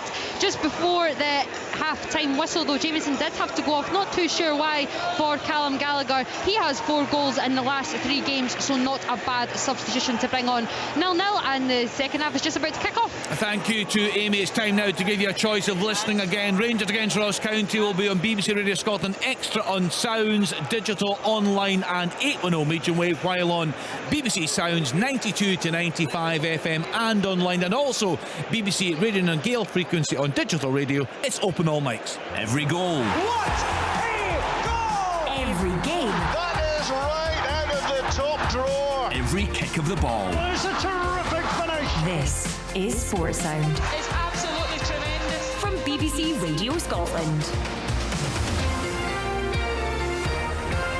So we've had half-time reports from the top flight games, the championship games, and that top of the table clash in League One. The other games in League One: Alloa 3, Peterhead 0, Falkirk 2, Queen of the South 0, FC Edinburgh 1, Clyde 0, Montrose 1, Kelty Hearts 0. In League 2, Albion Rovers 1, Annan 1, Bonnyrigg Rose 1, Stirling 0, Dumbarton 0, Elgin City 1, Forfar 0, Stenhousemuir 2. It's now Stranraer 2, East Fife 1. And in England, a full time from earlier: Southampton 0, Manchester United 1, Brentford 0, Everton 1, Brighton 0, Leeds United 0, Chelsea down to 10 men, 0-0 against Leicester. It's now Liverpool 6, Bournemouth 0, and it's still Manchester City 0, Crystal Palace 2. Yeah, just picking up on that Liverpool-Bournemouth.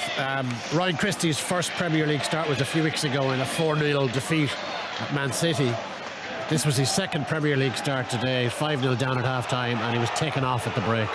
Oh, was it? I saw him actually scoring the winning penalty at midweek. Yeah, that's brutal. Yeah, Chelsea have gone 1-0 up with their 10 men at home to Leicester City. So, big chance for Aberdeen.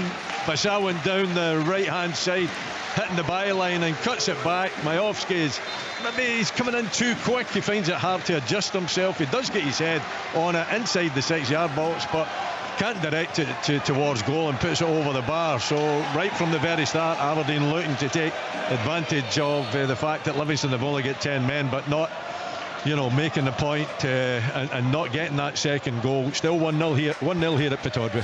What about Hibs? Have they made a bright start to the second half, Chris Doolan? Yeah, they've started brightly enough, Kenny. They've got into St Mirren's half. They're trying to keep possession, which I think they have to do. They have to build a good ball in for Cadden. Oh, back post. Oh, he's completely mishit it.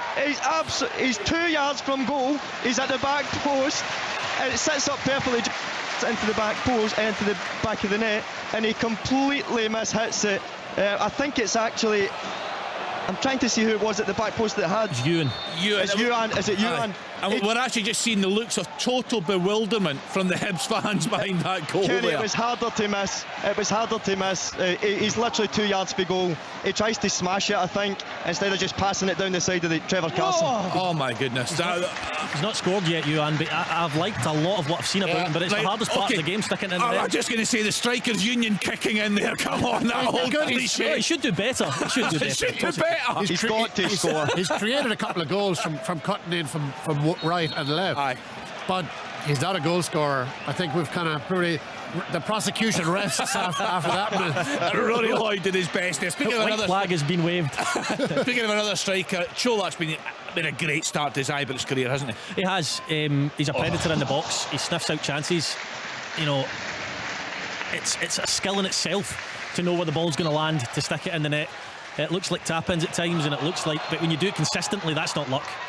Absolutely not. And you know, the goals that he's given them has actually given Van Bronckhorst and the club leverage to come out and do what they did with Morelos, because they've now got somebody to rely on. Whereas in the past, Roof, with his injury, he was capable, injured too often. Itten wasn't up to it. Sakala, for me, is not up to it.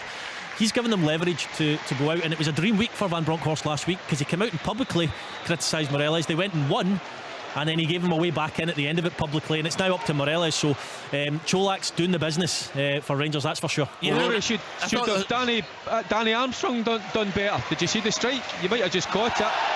It looked absolutely brilliant. He just drifted in from this right hand side, takes a lovely first touch, and on the left foot, it looked as if it was going to nestle right in that top right hand corner. I don't know how close it was. Waiting to see a replay. This might be it coming up. It was now. a cracker.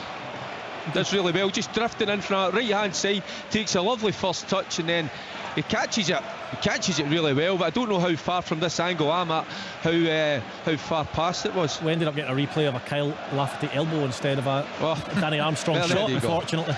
Rory, you're talking about Morelos there, right? And I think maybe one of the things we maybe haven't mentioned is the fact that in the build-up to the game there midweek, Jane Lewis had actually asked him in the middle of the press conference if this was something that had been building up or it was just isolated. He kind of cut it down quite quickly, but his answer was it has been building up.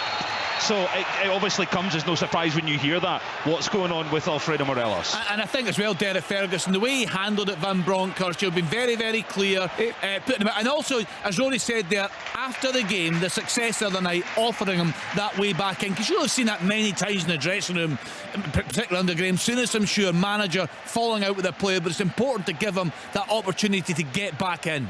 Yeah, but how many chances do you need? And I think Van Bronckhorst, I think he was really classy the way he dealt with it. I've got to be honest with you, but even the worrying thing, and it's been well documented now, Kenny, when some of the players start, getting their back up, I think that's when you've got problems. So I don't know how many chances he's going to get, but he's a lucky boy, I think, in terms of where he is and how much the fans love him. But you can only put up with so much for so long. Yeah, the leverage Rangers gained by getting that result, getting that money in, and I would like to see them recruit another striker. I think they need another striker. That's a key area now, isn't it? Yeah, and it's the club that now have the leverage, whereas for years Morelos had the leverage because they rely so heavily on him. They might not need to now.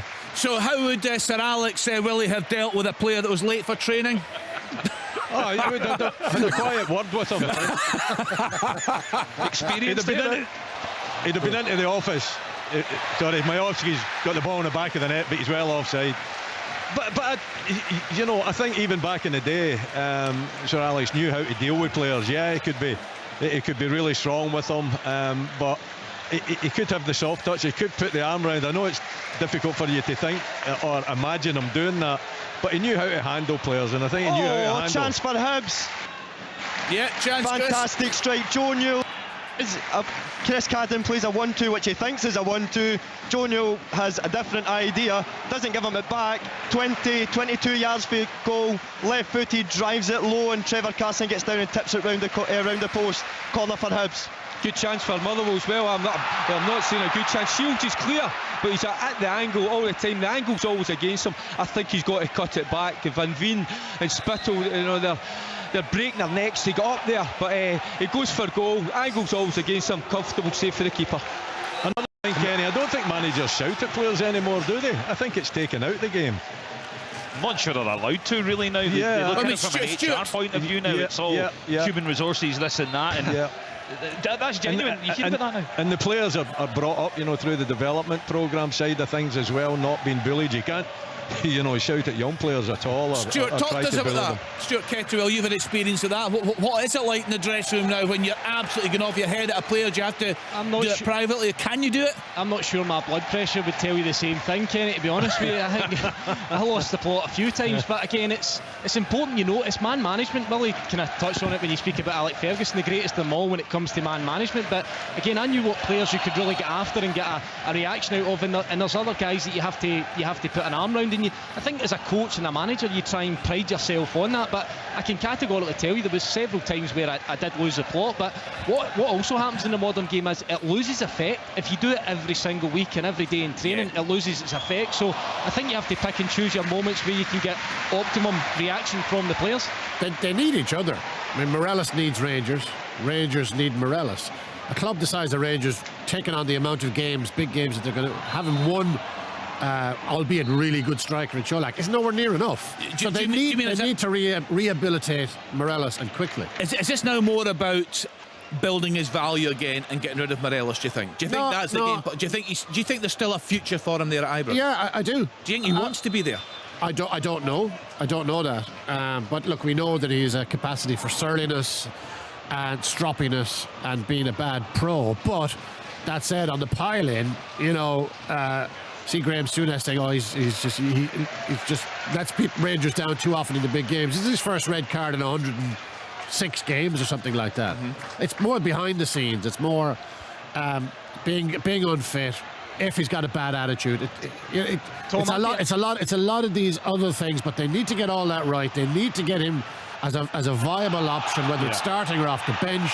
And if that leads to him being sold, they'll sell him for decent money. Right now, they wouldn't sell him for tuppence halfpenny.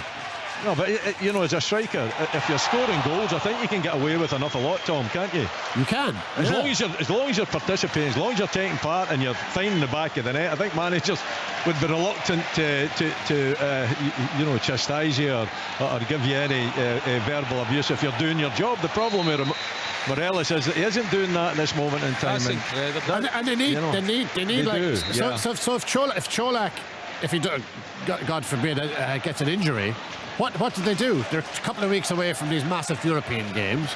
They've got an Old Firm game coming up soon. They've got all their eggs in the Cholak basket while Morelos is the way he is.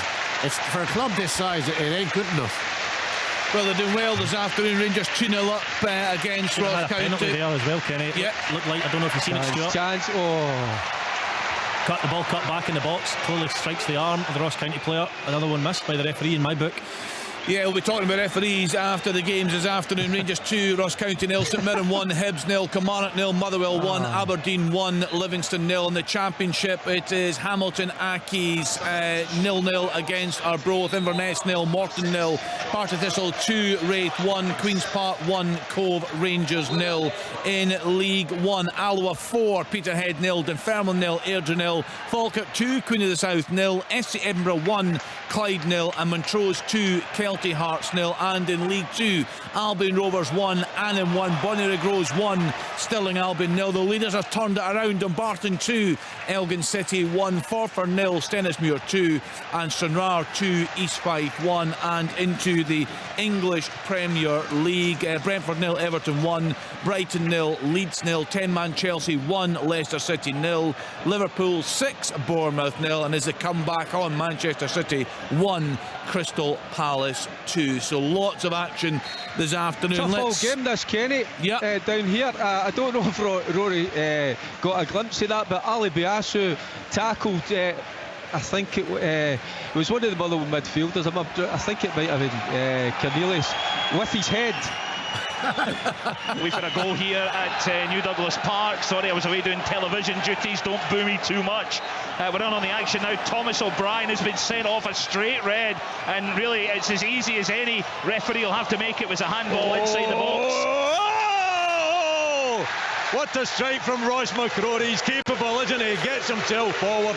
He's set up just outside the box. He puts the laces through it with a left foot. I think it clips the underside of the bar and nestles in the back of the net to give Aberdeen that second to go 2-0 up here at Pittodrie. Yeah, described it perfectly, Willie. What a strike that is, with his left peg in off the underside of the bar. I think he was described as a Rolls Royce at one point by Derek McInnes. Certainly showed there. As soon as he picked the ball up on the edge of the box, you had a feeling that was going to happen. We've discussed him many times, Will. He's a central mid. He's a midfielder, isn't he? He's not a defender. I know he gets put back there, doesn't he? But that's his position. Yeah, and you take something out of the heart of that midfield when Ross McCrory's not there. Yeah. And he's labelled as a defensive midfield player, but if you watch the games, he gets himself into scoring positions and he can score. So both sides of the game he's very good at. He is a Rolls Royce. I mean, he covers the ground just with ease. He's quick, he's fast, he's strong, he's good in the air, can tackle, can finish, just about got it all. He just looks what a chance for Wraith Rovers there into the box. And the ball fell to, it was a substitute just come on, Kyle Connell. He poked his leg out at it. I thought it was in the corner, it just smacked off the post. and away. What a let-off for Partick Thistle there, still 2-1. Chris, I see Melkerton's coming on now. Chance, he's got to do better. What a chance that was for Shaw. It's Polworth driving down the middle. Sucks in a couple of defenders. Rangers, Cholak again. Wait till you see this goal, guys. Absolutely brilliant. It's a goal for Queen's Park as well. Queen's Park 2, and guess who it is? Simon Murray again, his 7th of the season. Yeah, you talked him up before the game, Kenny. Talk us through that goal then at Ibrox. Yeah, it's absolutely brilliant, Kenny. Great link-up play. Kent, Lawrence all involved. Little interchange in the central area, and they feed it through into Cholak. And again, his composure is first class. Flashes it into the top of the net. Rangers 3, Ross County 0. Yeah, sniffs out well and a good finish. Derek, just to go back to the Kilmarnock one, at championship level you can miss a couple of those a game, but at this level you cannot afford to miss. You look at Van Veen's finish. Kilmarnock really need to be doing that. He's laid it on a plate, Rory, so he has. He does brilliant, Polworth, because he drives, he tries to suck the defenders towards him, and he just plays it just at exactly the right time, and the way to pass, he's got to do better. Yeah, I totally agree. Yeah, I mean, talk to us about Motherwell under Stevie Hamill, Derek. What a start he's had. As things stand, they'll be third in the table. And he actually, what I like as well, he speaks very, very well about the game. He's been very impressive. Yeah, and I think I said it last week, they play with a little bit more freedom, but tell you what, they're really competitive as well. No, it's not a penalty. It's not a penalty. Here we go. It's not. Duke is tackled. It is a brilliant tackle for me by Philip Cancard, and he gets the ball, he takes it sweet, he takes it perfect. I don't think I'm wrong. Well, Rory and Tom English are right up against the screen, I can tell. I'll let them get back to their mics, Willie. Here we go. Goal Cove. Here we go. What do you think? Willie, I think it's a penalty. Do you think it is? do I. Yeah. He doesn't get any of the ball. He's not getting the ball, is he not? He misses the ball, and then it's it looks a penalty. In fairness to you, Cancard does give it the old puppy dog eyes and the arms up in the air, so maybe convinced you, but that's a stonewall penalty. Yeah, you'd have to apologise to the referee if you're playing in that one, Willie, and gave that one away. Yeah, but I mean, you can have the Strikers Society, but you can also have the Central Defenders Union. I need to lend you my white flag, Willie. I'll take it. Kenny Crawford, you had another goal there? Yeah, I didn't want to interrupt too much with this penalty going on, but Leighton McIntosh has pulled him back for Cove. Yes! It's a third for Bissawin. He clips it in to his left-hand corner to give Aberdeen that third. Sorry, Kenny. No, Willie, Willie, yeah, you're telling us, Willie, a slow start to the afternoon for the home side, but the fans will be delighted, and they could get a few more now. Absolutely, yeah. I mean, you know, down to 10 men, they've taken control of the game since that happened. Obviously, the penalty helps, and you know, they get the McCrory goal as well, and Bissawin with the third, and yeah, they're enjoying their afternoon now. Wasn't the same story in the first half. Great penalty. Yeah, another very good penalty. 2 good penalty strikes there at Pittodrie this afternoon. The home side went ahead very, very early in Paisley this afternoon. St Mirren against Hibs. Chris Doolan and a wayside fighting their way back into this. Sorry, Kenny, you're breaking up sometimes here, but right now Hibs have got a bit of sustained pressure. They've just made a change just a few minutes ago. Eli Yuan went off, and on came Elias Melkerson. I think it doesn't look as if they've made change to the shape and how they're playing. It just looks like Melkerson's a bit more lively. It looks as if Yuan maybe have picked up a knock as well. So a kind of forced change. Majowski makes it 4. He drifts in, he plays that so well. Drifts in behind the defence. It's a lovely through pass. It's a tight angle. He takes it with the left foot and slips it into the far corner to give Aberdeen the 4. Quite incredible. Clinical, Willie. Absolutely. He's good. You know, his movement is good. He knows exactly where to be and how to run off the shoulder. His timing had to be perfect there as well, and then the composure just to slip it, and of course the referee books him for celebrating with the fans behind the goal. Fantastic goal though, and lovely ball by, was it Johnny Hayes? I think it was Johnny Hayes, yeah, I'm not 100% sure. Beautiful way to pass, yeah. It was Johnny Hayes, yeah. Right in behind. Great goal. Touch with the right, finish with the left. Yeah, Aberdeen rampant this afternoon. Let's get into the championship then. Let's get to Firhill. Partick Thistle against Raith Rovers. How are things looking there, Martin Dowden? Oh, it's really, really scrappy stuff, but really exciting at the same time, Kenny.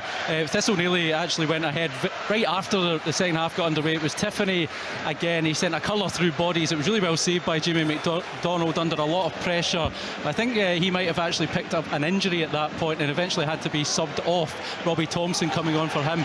Wraith then brought on Kyle Connell, as I described a few minutes ago, and almost immediately the ball fell into his path. He poked a shot and it looked in all the way. It just flicked off the post and away. Thistle responded to that. A couple of changes of their own. Graham and Tiffany off the park now. Dowds and Fitzpatrick on. Partick Thistle 2, Wraith Rovers 1. It's been another terrific afternoon in open all mics, but a bit quiet for you, Ailey Davis and the Highlands Inverness. Carly Thistle against Morton. Yeah, indeed. Not a huge amount to write home about in the second half so far. Inverness just making some changes there. Daniel Mackay has just come off and George Oakley has come off. Morton have just had a free kick 25 yards out. It was Kabaya that took it, but way over the bar. Really not the chance best. For Hibs. But no goals yet. I'm living in hope though here in Inverness. Well, we hope so. Chris Doolan. It's a great chance for Hibs. Chris Cadden finds himself in plenty space. He has a lovely run down the right hand side. He actually tries to shoot and he drags his shot across the face of goal, but Christian Dodge is sliding in and he just misses it by a couple of inches to turn it into the back of the net, but it's still 1-0. He's stretching for it, he can't quite reach it. It's Chris Doolan territory, that one. A bit closer. Right, so they have been better, no doubt about that, the way side in the second half. Let's get back to the Championship. Hamilton Accies against Arbroath. Gavin Wallace. Yeah, indeed. It's really like 100-mile-an-hour stuff here at the moment. We've had a lot of that crowd trouble, which is slightly unsavoury. I need to point that out today. The stuff actually being thrown at the moment from the Hamilton fans in towards the Arbroath fans are right next to each other this afternoon. But the thing between the two was that Thomas O'Brien sending off. It was a straight red for a handball on the line. Stevie Lawson, for his first goal of the season, dispatched the penalty absolutely superbly and went right into the top left-hand corner. The goalkeeper Gaston had absolutely no chance, but it is Hamilton 1, Arbroath 0 at the moment, Kenny. OK, Queen's Park against Cove Rangers. We're seeing a few goals there, Kenny Crawford. There was nearly another one, Kenny, for Queen's Park. It was Jack Thompson set up by Simon Murray, but a brilliant save by Kyle Gourlay to turn it round the post for a corner. It's Queen's Park 2, Cove Rangers 1. A couple of Simon Murray goals, a penalty, and then a really good low finish into the bottom left-hand corner from just inside the box. But then Leighton McIntosh, the substitute, found some space in the box. Ian Vigors set him up, and it was a low angled finish into the far post. So we've got a goal at Eastern Park. Take it away, Amy. And it is well, you can maybe tell by the loud cheers, it is a goal for Dunfermline. I'm not too sure who's actually got the final touch on it. Celebrations are being shared amongst a few. Just a ball from wide out, and keeper will be a little bit disappointed with himself, Kenny, in all honesty. Johnson, he's just not really getting any connection. He's just coming out. OK, thank you to Amy. The Powers ahead there. Game of the day in League One. It's a top of the table clash, and Dunfermline have the advantage there. Stuart Kettlewell as a visiting manager there at Ibrox. You're looking at the moment at a 3-0. I mean, how concerned are you? This could be a bit of a hiding this afternoon. Yeah, Kenny, always comes into your head, of course. I'm just looking, Malky's made a few changes. He's been quite positive and proactive. He took off a kind of defensive-minded player in George Harmon, and he's brought on Allura Edwards. So it shows you probably where his mind's at. His team have been OK today, but just watching the game, the chances that Rangers have had, you would be concerned it starts to go 4-5 and has a dent on that goals against record in the league table. So we'll see how it goes. Rangers themselves have made a few changes.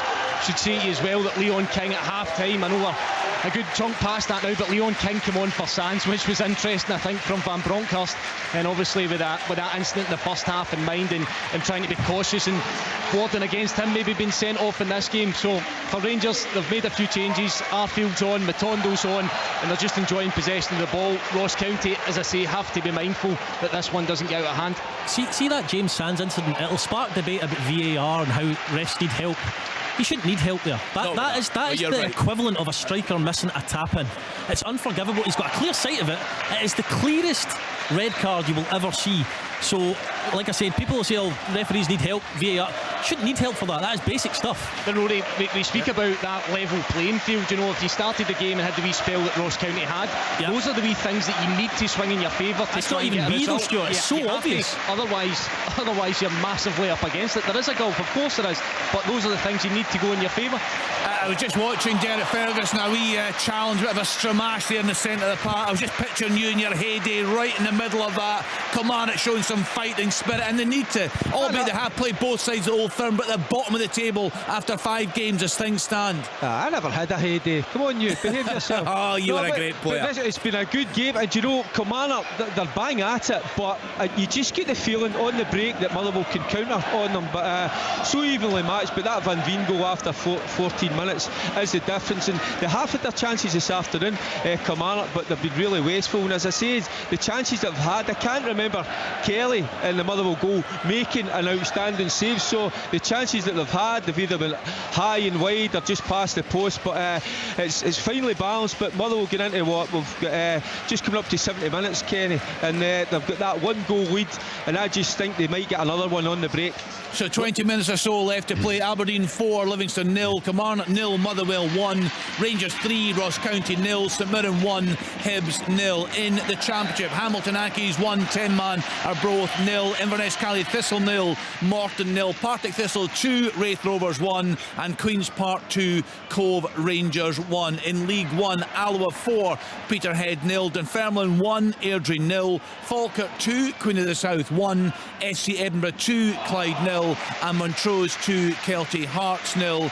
And in League 2, Albion Rovers 1, Annan 1, Bonnyrigg Rose 1, Stirling Albion 0. Table toppers Dumbarton 2, Elgin City 1. They've come from behind. Forfar 0, Stennismuir 2, and 10-man Stranraer 2, East Fife 1. And in England, the full-time score at lunchtime: Southampton 0, Manchester United 1, Brentford 0, Everton 1, Brighton 1, Leeds 0. Yeah, go for it, Will. He's a little dink in to Johnny Hayes on the left foot. Oh, he's blocked. Livingston do really well to get bodies back there, but Majowski again, you know, just on the blind side of the 2 centre backs, gets in behind. I thought he was going to take it on himself. You know, he should have perhaps taken it on himself, but he tries to set Johnny Hayes up, and by that time Livingston had got players back to really squeeze him out of the game. We've spoken a lot, Willie, about the recruitment. I think it's 11 new players. Majowski, the pick of them, he's had a great start, hasn't he? Yeah, most of them have been pretty good though. You know, they all look like players, all look as though they're going to have a positive impact in the team this season. But Majowski's something special. Just a goal for St Mirren off the post. Curtis Main bursts in behind, back line, he chops inside. I think it's Eamon Brophy, takes it off his toes, reverses it back across the goalie, and everybody in the stadium thinks it's in the back of the net, and it hits off the inside of the post and comes to play. But a great chance to put it to bed for St Mirren. Yeah, just waiting in the replay, coming in again. Apologies, a slight break up in the line there from St Mirren Park. Here we go, Rory. Yeah, Curtis Main cuts inside Paul Hanlon, gets a stroke of luck. Brophy does everything right to the finish, bar an inch to the left hand side, and that goes in. Good play by Curtis Main again. He's looked a handful again today, looks fit and lean. Yeah, he's been terrific. Yeah. Someone got a chance. It's got it! It's into the back of the net. It's the equaliser for Kilmarnock. I tell you what, two bites of the cherry there. It's Armstrong. It's a wonderful cross, hard and low. He gets across that front post there, misses it, but gets himself back up. Good instinct, just turns and just slides the ball under the keeper. So it was coming. Kilmarnock back level terms. See that one again. Looks like he does well to get across the defender and earns his stroke of luck. The ball lands at his feet. Good finish. Just waiting to see it again. Oh, it's good movement. Gets from the back to the front. It's caught out and through the legs of Liam Kelly. Someone's doing a there. Another chance. Couple of big chances, Kenny. Ibrox again for Rangers to make it 4. Cholak for his hat-trick, but again well saved from Ross Laidlaw. And just there now it's Rabbi Matondo coming in at the back post, Lawrence in at the back post. I think it actually comes off Lawrence's chest and into the side netting, but it's Rangers that are banging on the door for a 4th here. I'll just finish the score lines. The English Premier League: Brighton 1, Leeds 0, Chelsea 2, Leicester City 1. It's now Liverpool 7, 1, Bournemouth 0, and surprise, surprise, Manchester City have fought back. They were 2-0 down in the first half. It's now Manchester City 3, Crystal Palace 2. I mean, they just. Did you not call an Erling Haaland hat-trick? Yeah, I don't know. Has Haaland scored? I think he scored 2 at least. Just check it out now. Haaland, he equalised at 2-2. Silva got the first, Haaland got the second, and the third goal that has put them ahead is Haaland. Haaland, yeah. Well, that's what money gets you. That's why you pay £1 gazillion for him. He'll probably win them the match there. And you look at Liverpool 7, Bournemouth 0. That's good. But it was really very interesting, wasn't it? Champions League stuff. Well, I mean, and Willie made a great point earlier, which we put to Kieran Maguire, the football finance expert. It's all very well talking about the disparity in the Scottish League between the top 2 and the rest. Yeah. But when they have to go into the Champions League, what did they say? 600 million turnover for Liverpool and Real Madrid, 2 sides that the Old Firm will have to face, about 6 times their best ever year. Yeah. Listen, I mean, Celtic and Rangers going up against Liverpool, crossbar. Real Madrid. It's like Cove going up against Celtic. In a financial disparity between these clubs on the top table of Europe, it's just vast, head-wreckingly vast. You had a chance here, Amy? Yeah, Callum Fordyce for the Diamonds. It was a great opportunity just on the edge of the box. Caught out really sweetly, Kenny. Apologies earlier on, caught out a little bit for the goal for Dunfermline, who do remain 1-0 up. It is Todorov who got that goal. Was isolated in the first half, was barely on the ball. You know, if you were here, you would probably have actually not even realised he was on the park. All the good work for Dunfermline in the first half was coming in the midfield and from the wing. But Todorov did get the final touch on that, and it remains 1-0 at East End Park. The Wayside very nearly fell 2 goals behind at St Mirren Park, Crystal, and only the post saved them there, the ball crashing off the inside of the post. But they have been better. They probably should have equalised themselves, shouldn't they, Hibs? Yeah, definitely. I mean, they've had a fantastic.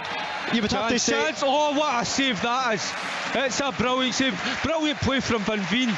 Just skips away from the defender, drives forward, plays in Tierney, doesn't go for power, looks for placement away to that left hand post. I've got to say, Sam Walker, what a save that is down to his left hand side. You'd have to say, Kenny, Hibs have been far better in the second half, although St Mirren have still hit them on the counter and had that chance for Eamon Brophy. But all in all, Hibs' positioning has been far better. They're not as deep, they're not sitting off St Mirren now, they're right up against it. Martin Boyle and Melkerson are in the pitch next to Doidge. Leave space down the sides for Chris Cadden, and he's really getting forward to great effect now. So they badly need a goal there. As Rory was saying earlier on, Rory, you could paint it one of 2 ways at the start to the season for Lee Johnson. I think we know which way he will paint it, but what's your assessment of what you've seen from them so far? I spoke earlier about Hearts and the journey they've been on in terms of consistency, sticking with the same manager, backing him. So regardless of how they're doing, with the Jack Ross situation, the Sean Maloney situation, they need to give Lee Johnson time to implement. The only issue would be, I don't know if I see too much of what he's trying to do at the moment. He's went from a 3-5-2 last week to a 4-3-3. He's then played 4-3-3 again this week, and they've struggled at times. They seem to be waiting to the last minute to try and grab something from the game, but they're sitting 8th in the table, potentially even lower after this game. And if they wanted to blow off the cobwebs of finish bottom 6 last season, they need to go to places like St Mirren and win. And they've not really looked like doing that today. Rory won it. They've done far better in the second half. They haven't changed their shape. They've not done too much different. All they've really done is sent the wide players in the pitch and leave the wide areas for the fullbacks to give them their width. In the first half, the wide players hugged the touchline, which really stopped any forward runs from their fullbacks, and they were really front 3 were isolated, Doidge was isolated, and they really struggled to get them into the game. But now, all in touching distance to each other, and Chris Cadden has this full side. Yeah, Derek. Oh, it's a ball into the box, a free kick away on the right hand side, and you can the angle. I was at Kenny. You could see Ash Taylor just coming in with a thumping header into the back of the net. So from 1-0 down in the second half, Kelly 2-1 ahead. Yeah, what a signing he has been, Willie Miller. You'll see plenty of Ash Taylor. This manager and player relationship. He's done so well since coming back to Scottish football. Yeah, he was well respected by Derek. Derek brought him up, and obviously when he left the club, kept an eye on him too. There was that relationship, and he's brought him back to Kilmarnock, and he's paid dividends by bringing him back to Kilmarnock, and another fine goal from him. Good news all round. Kenny, I thought he would struggle on this surface, but even on the deck, he's been decent, but you could just see it. It was the free kick, it was high, it was long, away to that back post. And to be fair to Lamy in Solholm this afternoon, they've been good at set pieces, but you could just see him ghosting in. And I tell you what, it's a difficult header as well, but he gets it absolutely spot on. Yeah, you're right. I think it's Sean Goss at the back post. I think as happy as Derek McInnes will be, Stevie Ham will be extremely disappointed. It travels a long way, and Ash Taylor, it's a pretty standard run to the back post, but you say, Derek, great header. Yeah, you just feel they really needed that as things stand now. They're off the bottom of the table. Dundee United are bottom. They, of course, have got a tough one tomorrow at home to Celtic. That game, full coverage on Sports Sound tomorrow afternoon. Also St Johnstone against Hearts. Just in terms of Hibs, Rory, I mean, a key signing, you'd have to say, I think he's sitting in the stands this afternoon, Aidan McGeady. He's been troubled by injury the past few years. You just feel it's actually really interesting to see what he can still do. We haven't seen him perform on a regular basis for a long time. Yeah, I mean, he's a game changer, isn't he? Yeah. He can change a game in a heartbeat. Players like Christian Doidge as well feed off service. The type of service that Aidan McGeady could provide could, as well as the goals and assists he'll provide, he'll get Christian Doidge 5 to 10 goals a season alone, in my opinion, through clever play on the wing. The thing about McGeady is, on the face of it, it looks like a really good signing, but his injury profile coming to the club was really, really bad. Tom, do you know how he injured it? It was actually, I was talking to him, it was just, it was injury that had obviously at Sunderland. It was just striking the ball. He just struck the ball and his medial ligament went. Well, that doesn't sound great, Derek. No, I know, and it was, I think, even chatting to him, I think he was, obviously he was down about it, but just a little bit worrying that, just striking the ball. He just hasn't played a huge amount of games over the last number of seasons, so it looks like a marquee signing, McGeady. Of course it does, because of all he's done.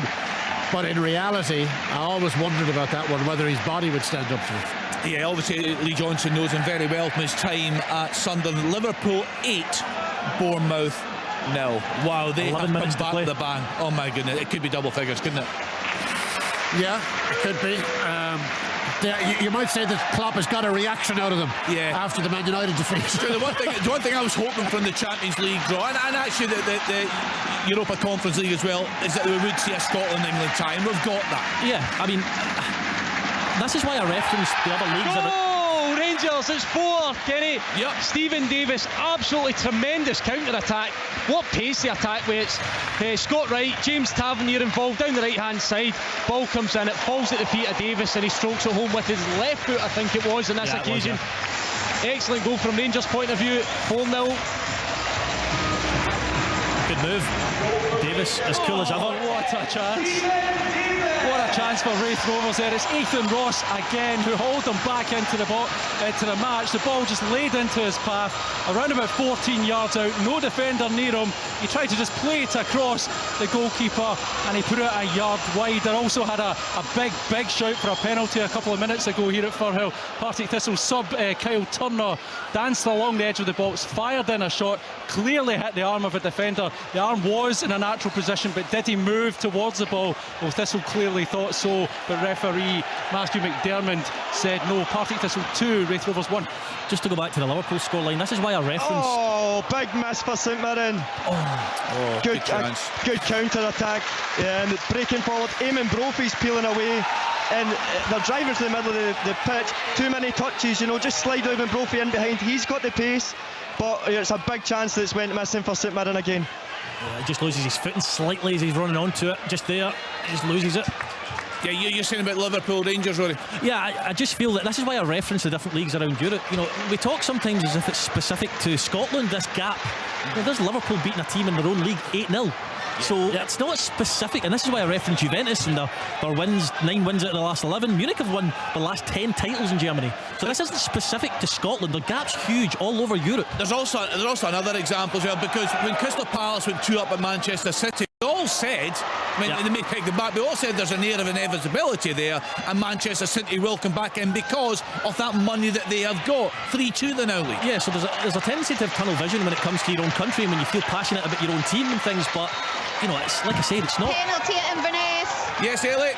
It's Grant Gillespie. Yeah, he has scored for Morton. It was a Wallace-Duffy handball in the box, and Morton with that penalty very nicely put away there. Grant Gillespie. So it looks like 85 minutes on the clock that Morton may well take all 3 points in the Highlands. As Inverness Cally Thistle 0, Morton 1. Yeah, that's a big goal there in the championship. 5 minutes or so left to play in the leagues. And one thing we will do, because I think it was a good debate we had with Stuart Cosgrove, there's more that we can do on that. Yep. About how the money is dished out. We know there's a Deloitte report that came out recently. But the distribution of wealth in Scottish football. Nine to Liverpool. Oh my goodness, a Man City now going 4-2 up as well. There's no way back for Bournemouth now. Are you going to do it? It was a killer ninth goal. Really. I thought are you going to give it a total? I thought you were going to do it. What was he saying? Do you think the game's over? Oh, he's going to give you a slag. Apologies, Tom. Listen, there's plenty you can get me on. There's no doubt about that. I'm trying to see. It doesn't matter who scored it, but anyway. Brentford have equalised against Everton late on there. Brighton 1, Leeds 0, Chelsea 2, Leicester City 1. It's been a difficult start to Brendan Rodgers' season down there at Leicester. Liverpool 9, Bournemouth 0. 5 minutes or so left to play, and it's a Man City 4, Crystal Palace 2. So let's go round the grounds again in the top flight, starting with Willie Miller. An absolute canter for the home side there, Willie. Yeah, it's been easy street in the second half. Obviously the penalty and the order and all had a big impact in the game just before half time, but Aberdeen really from the very start of the second half took control of the game. Positive play, everything on the front foot. Basawin looking really dangerous in and around the penalty box. He got the creative juices going and created the opportunities, and they've taken the 4 of them. So although I think the Aberdeen fans were a bit frustrated in the first half, certainly in the second half they've turned this game around and they'll go home happy. Another opportunity for Kilmarnock. They're turning the screw at the moment. It's just Murray there, just come in from that left hand side, and Kelly bringing off. It was a brilliant save to his left hand side. It's so finely balanced. You just feel, Kenny, that Kelly need a third just to kill Motherwell off, because they still look dangerous.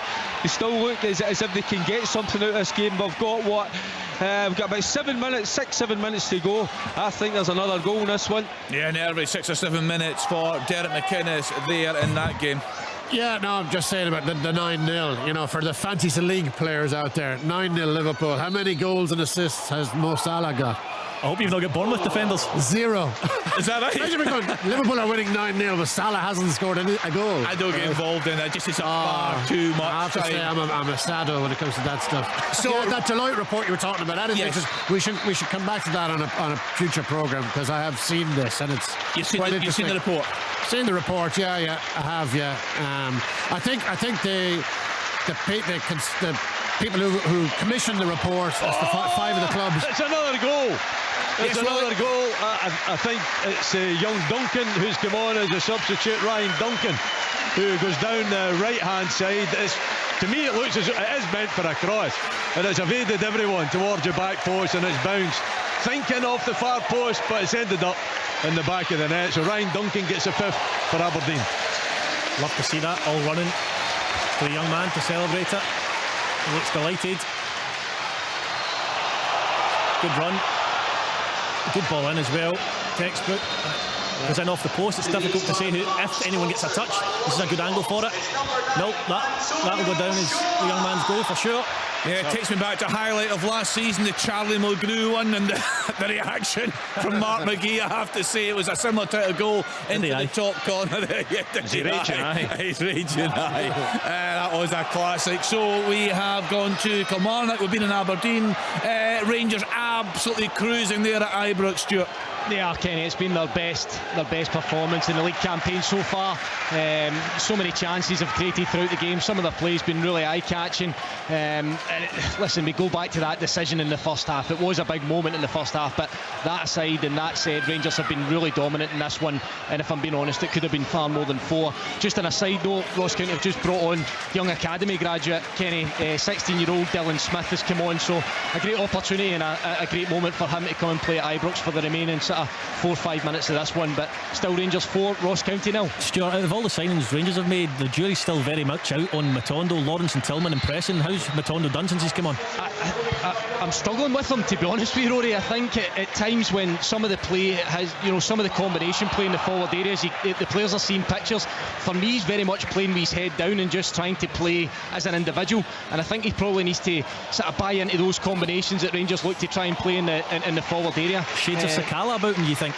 I think I don't know if I'm right saying, was there not reports that Sakala had maybe been told that his future maybe wasn't at Ibrox, so I don't know if that's been a part of it, but I just think very similar the way he plays. Matondo at times is going to be a frustrating player. He may come up with moments of magic, but when you look at the likes of Lawrence and Cholak and how they've settled, then Matondo's definitely levels behind them so far. They've got Hadji as well to come back at due course, so decent goal scorer there for him as well. So Rory, he's bags of pace, but I don't really think he uses it in the right areas. That's the other thing to mention as well. He does look as if he can take players on with his pace, but for me, a lot of time I see him coming towards the ball, which is quite strange with the type of player he is. Edgy times there at St Mirren Park for the home side. 6 or 7 minutes left to go there, Chris? Yeah, and there's not much change just now. St Mirren basically shutting up shop, Kenny. They're just resorting. They've left him and Brophy up the pitch. They'll hit him as a kind of counter-attack, but they seem to just be stifling Hibs just now. Hibs have changed their shape, bringing on Lewis Stevenson. They went to a back three. They've tried to commit more men forward. They have been far, far better, you've got to say. But there's still that cutting edge just doesn't seem to be there just now. I think it will really frustrate the manager. They're leaving even Martin Boyle up front. Everybody's flooding forward now to try and get them a goal, but yet St Mirren have picked them off in the counter-attack twice in the last 25-10 minutes, and probably should have taken at least one of these chances. There's been another goal in the big top of the table clash in League One. Amy Canavan. Yes, I apologise, Kenny. I was away on TV duties when Airdrie did get that equaliser through Adam Frizzle. It was a wonderful strike. One of those from a cute angle, we shall say, across the box into the far corner. But since then, it has been all Dunfermline, just as another corner is delivered into the box. It really has been an edgy end to this affair. You can see that both are wanting to keep intact their unbeaten start. This will remain, but Dunfermline are certainly trying to find that winner. If they will in these final stages, I'll be sure to get this one to you a little bit quicker. Good stuff, thank you, Amy. Yeah, doubling up with her TV duties there. A full-time score in League One. Alloa 5, Peterhead 0. What a result for Brian Rice's side there. As Amy said, 1-1 in the big game at East End Park. Falkirk 3, Queen of the South 1. They're still playing their Queens down to 10 men. FC Edinburgh 2, Clyde 0 again still playing, and a full-time scoreline. Montrose 3, Kelty Hearts 0. A very disappointing start to the campaign for Kelty Hearts. And in League 2, Albion Rovers 2, Annan 1 still playing. Bonnyrigg Rose have beaten Stirling Albion by a goal to 0. The leaders Dumbarton 2, Elgin City 1 still playing there, as they are in the games between Forfar and Stennismuir's 1, Forfar 1, Stennismuir 2, and Stranraer 2, East Fife 1. And we're keeping an eye on the latest scores from the English Premier League. Can Liverpool get to double figures? They're into stoppage time there. 9-0 they are ahead against Bournemouth, and it's Man City 4, Crystal Palace 2. So 2 really tight games. Derek Ferguson, what chance? Motherwell, you predicted a goal there. Any sign?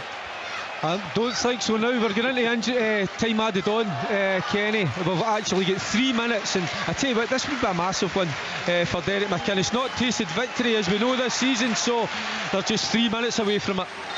And a lot full time at Ochilview, Queen's Park 2, Cove Rangers 1. 3 wins in a row for the Spiders, a Simon Murray double. Yeah, great start for them. As we said, a very poor start for Cove Rangers. How long have we got to play at St Mirren Park, Chris? They've just let us know it's 5 minutes extra time to be played. St Mirren now have a corner, and like I said, they're shot too many bodies into the box now, and they're just looking to tick down the clock now. Well, if they put the injury time up, and the Hibs fans will be making their way to the ground to try and see a goal. Yeah, they're known as Thomas Stellings for their late shows. Unbelievable. It's incredible, isn't it? To do that 3 times in the space of 4 games is quite sensational, to be honest with you. But it looks like St Mirren may just see this one out. And I think it's fair to say, Rory, I worked with you in the League Cup when St Mirren went crashing. I remember the night they lost at Airdrie. When we heard from Stephen Robinson there, he was critical of his side that night. He talked about his own substitutions, he was critical of himself as well. And it was a big time for them, but the bounce back really was unlucky in the opening day against Motherwell. Fantastic last weekend, very, very good again today. I mean, they were very, very poor against Airdrie. Stephen Robinson knew that, but you asked me on that occasion, what's the aim for the season? And I said, I think the aim should be top 6. I think if you've been in the league for 6 years, you need to show some form of ambition. I'll tell you what was said that night. A goal, Summer? Goal? No, yes, but no, the referee, a booking's been given. Kenny, I have no idea what's going on here. The ball's in the back of the net. Everything to myself, my eyes, and to the Dunfermline fans around me, we can't see any infringement or anything Chance like for that. St Mirren. Oh! But the referee has somehow managed to award a yellow card, I think, to Lewis McCann. I think he got the last touch, but I have no idea. What a great report. No, listen, sometimes it's like that at these games, and you're trying to understand why the referees have made a certain decision. As it seems to me, it's not always clear. Yeah, full time. 1-0 Hamilton, a massive win for Hamilton. Arbroath, Kenny, early season problems, they continue. Yeah, my goodness, what a story they gave us last season. It's a very different story this season. I'll tell you very briefly, Rory, what was said that night. Peter Grant said if they get 10th, that's a success. You said they get 10th, the manager loses his job. Yeah, if their form up until Christmas has them sitting in 10th, I don't think Stephen Robinson keeps his job, but all credit to him, 9 points from the last 9, 3 clean sheets in a row. Unbelievable. Full time. Full time for Hill. Partick Thistle 2, Raith Rovers 1. Thank you to Martin down there. He brought us the first goal of the afternoon, and Thistle have held on for a precious 3 points. Full time at Ibrox, Rangers 4, Ross County 0. Thanks, Full time at Caldon Stadium, Inverness Cali, Thistle 0, Morton 1. Thank you very much indeed to Ailey. So what about that game down at Rugby Park into the dying stages? Yeah, Kenny, it's the last throw of the dice. Kamala had a couple of chances here. Derek McInnes going off his head. Full time Maidstone Park. Because they've just broke away there. I think it was Power just committed a professional foul. Now Kelly in the centre circle.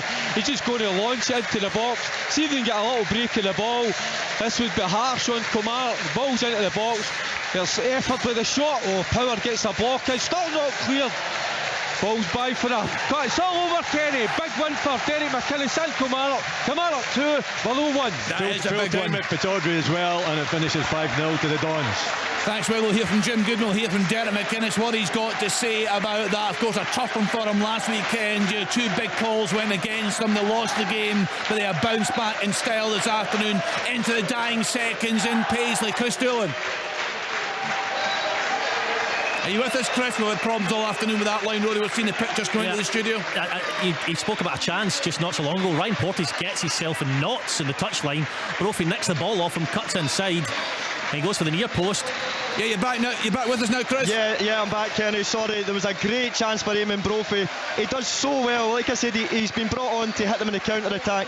He done it perfectly. He robs, pokes it through his legs, bursts it, and blazes over the bar for 10-12 yards.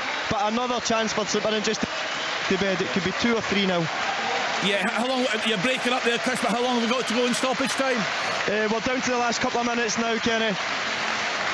Yeah, this would be a big win for Stephen Robinson if his side can hang on there this afternoon. So we have seen already wins this afternoon in the top flight for Aberdeen.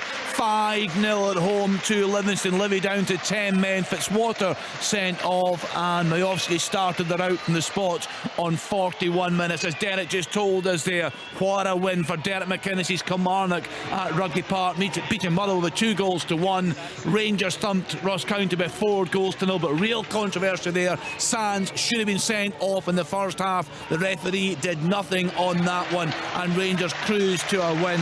And as we've been saying, deep into the 5 minutes of stoppage time there, we're just seeing the Aberdeen fans here. Jim Goodwin got over to them. Rory, big celebrations bouncing in that stand. Yeah, a big win, 5-0.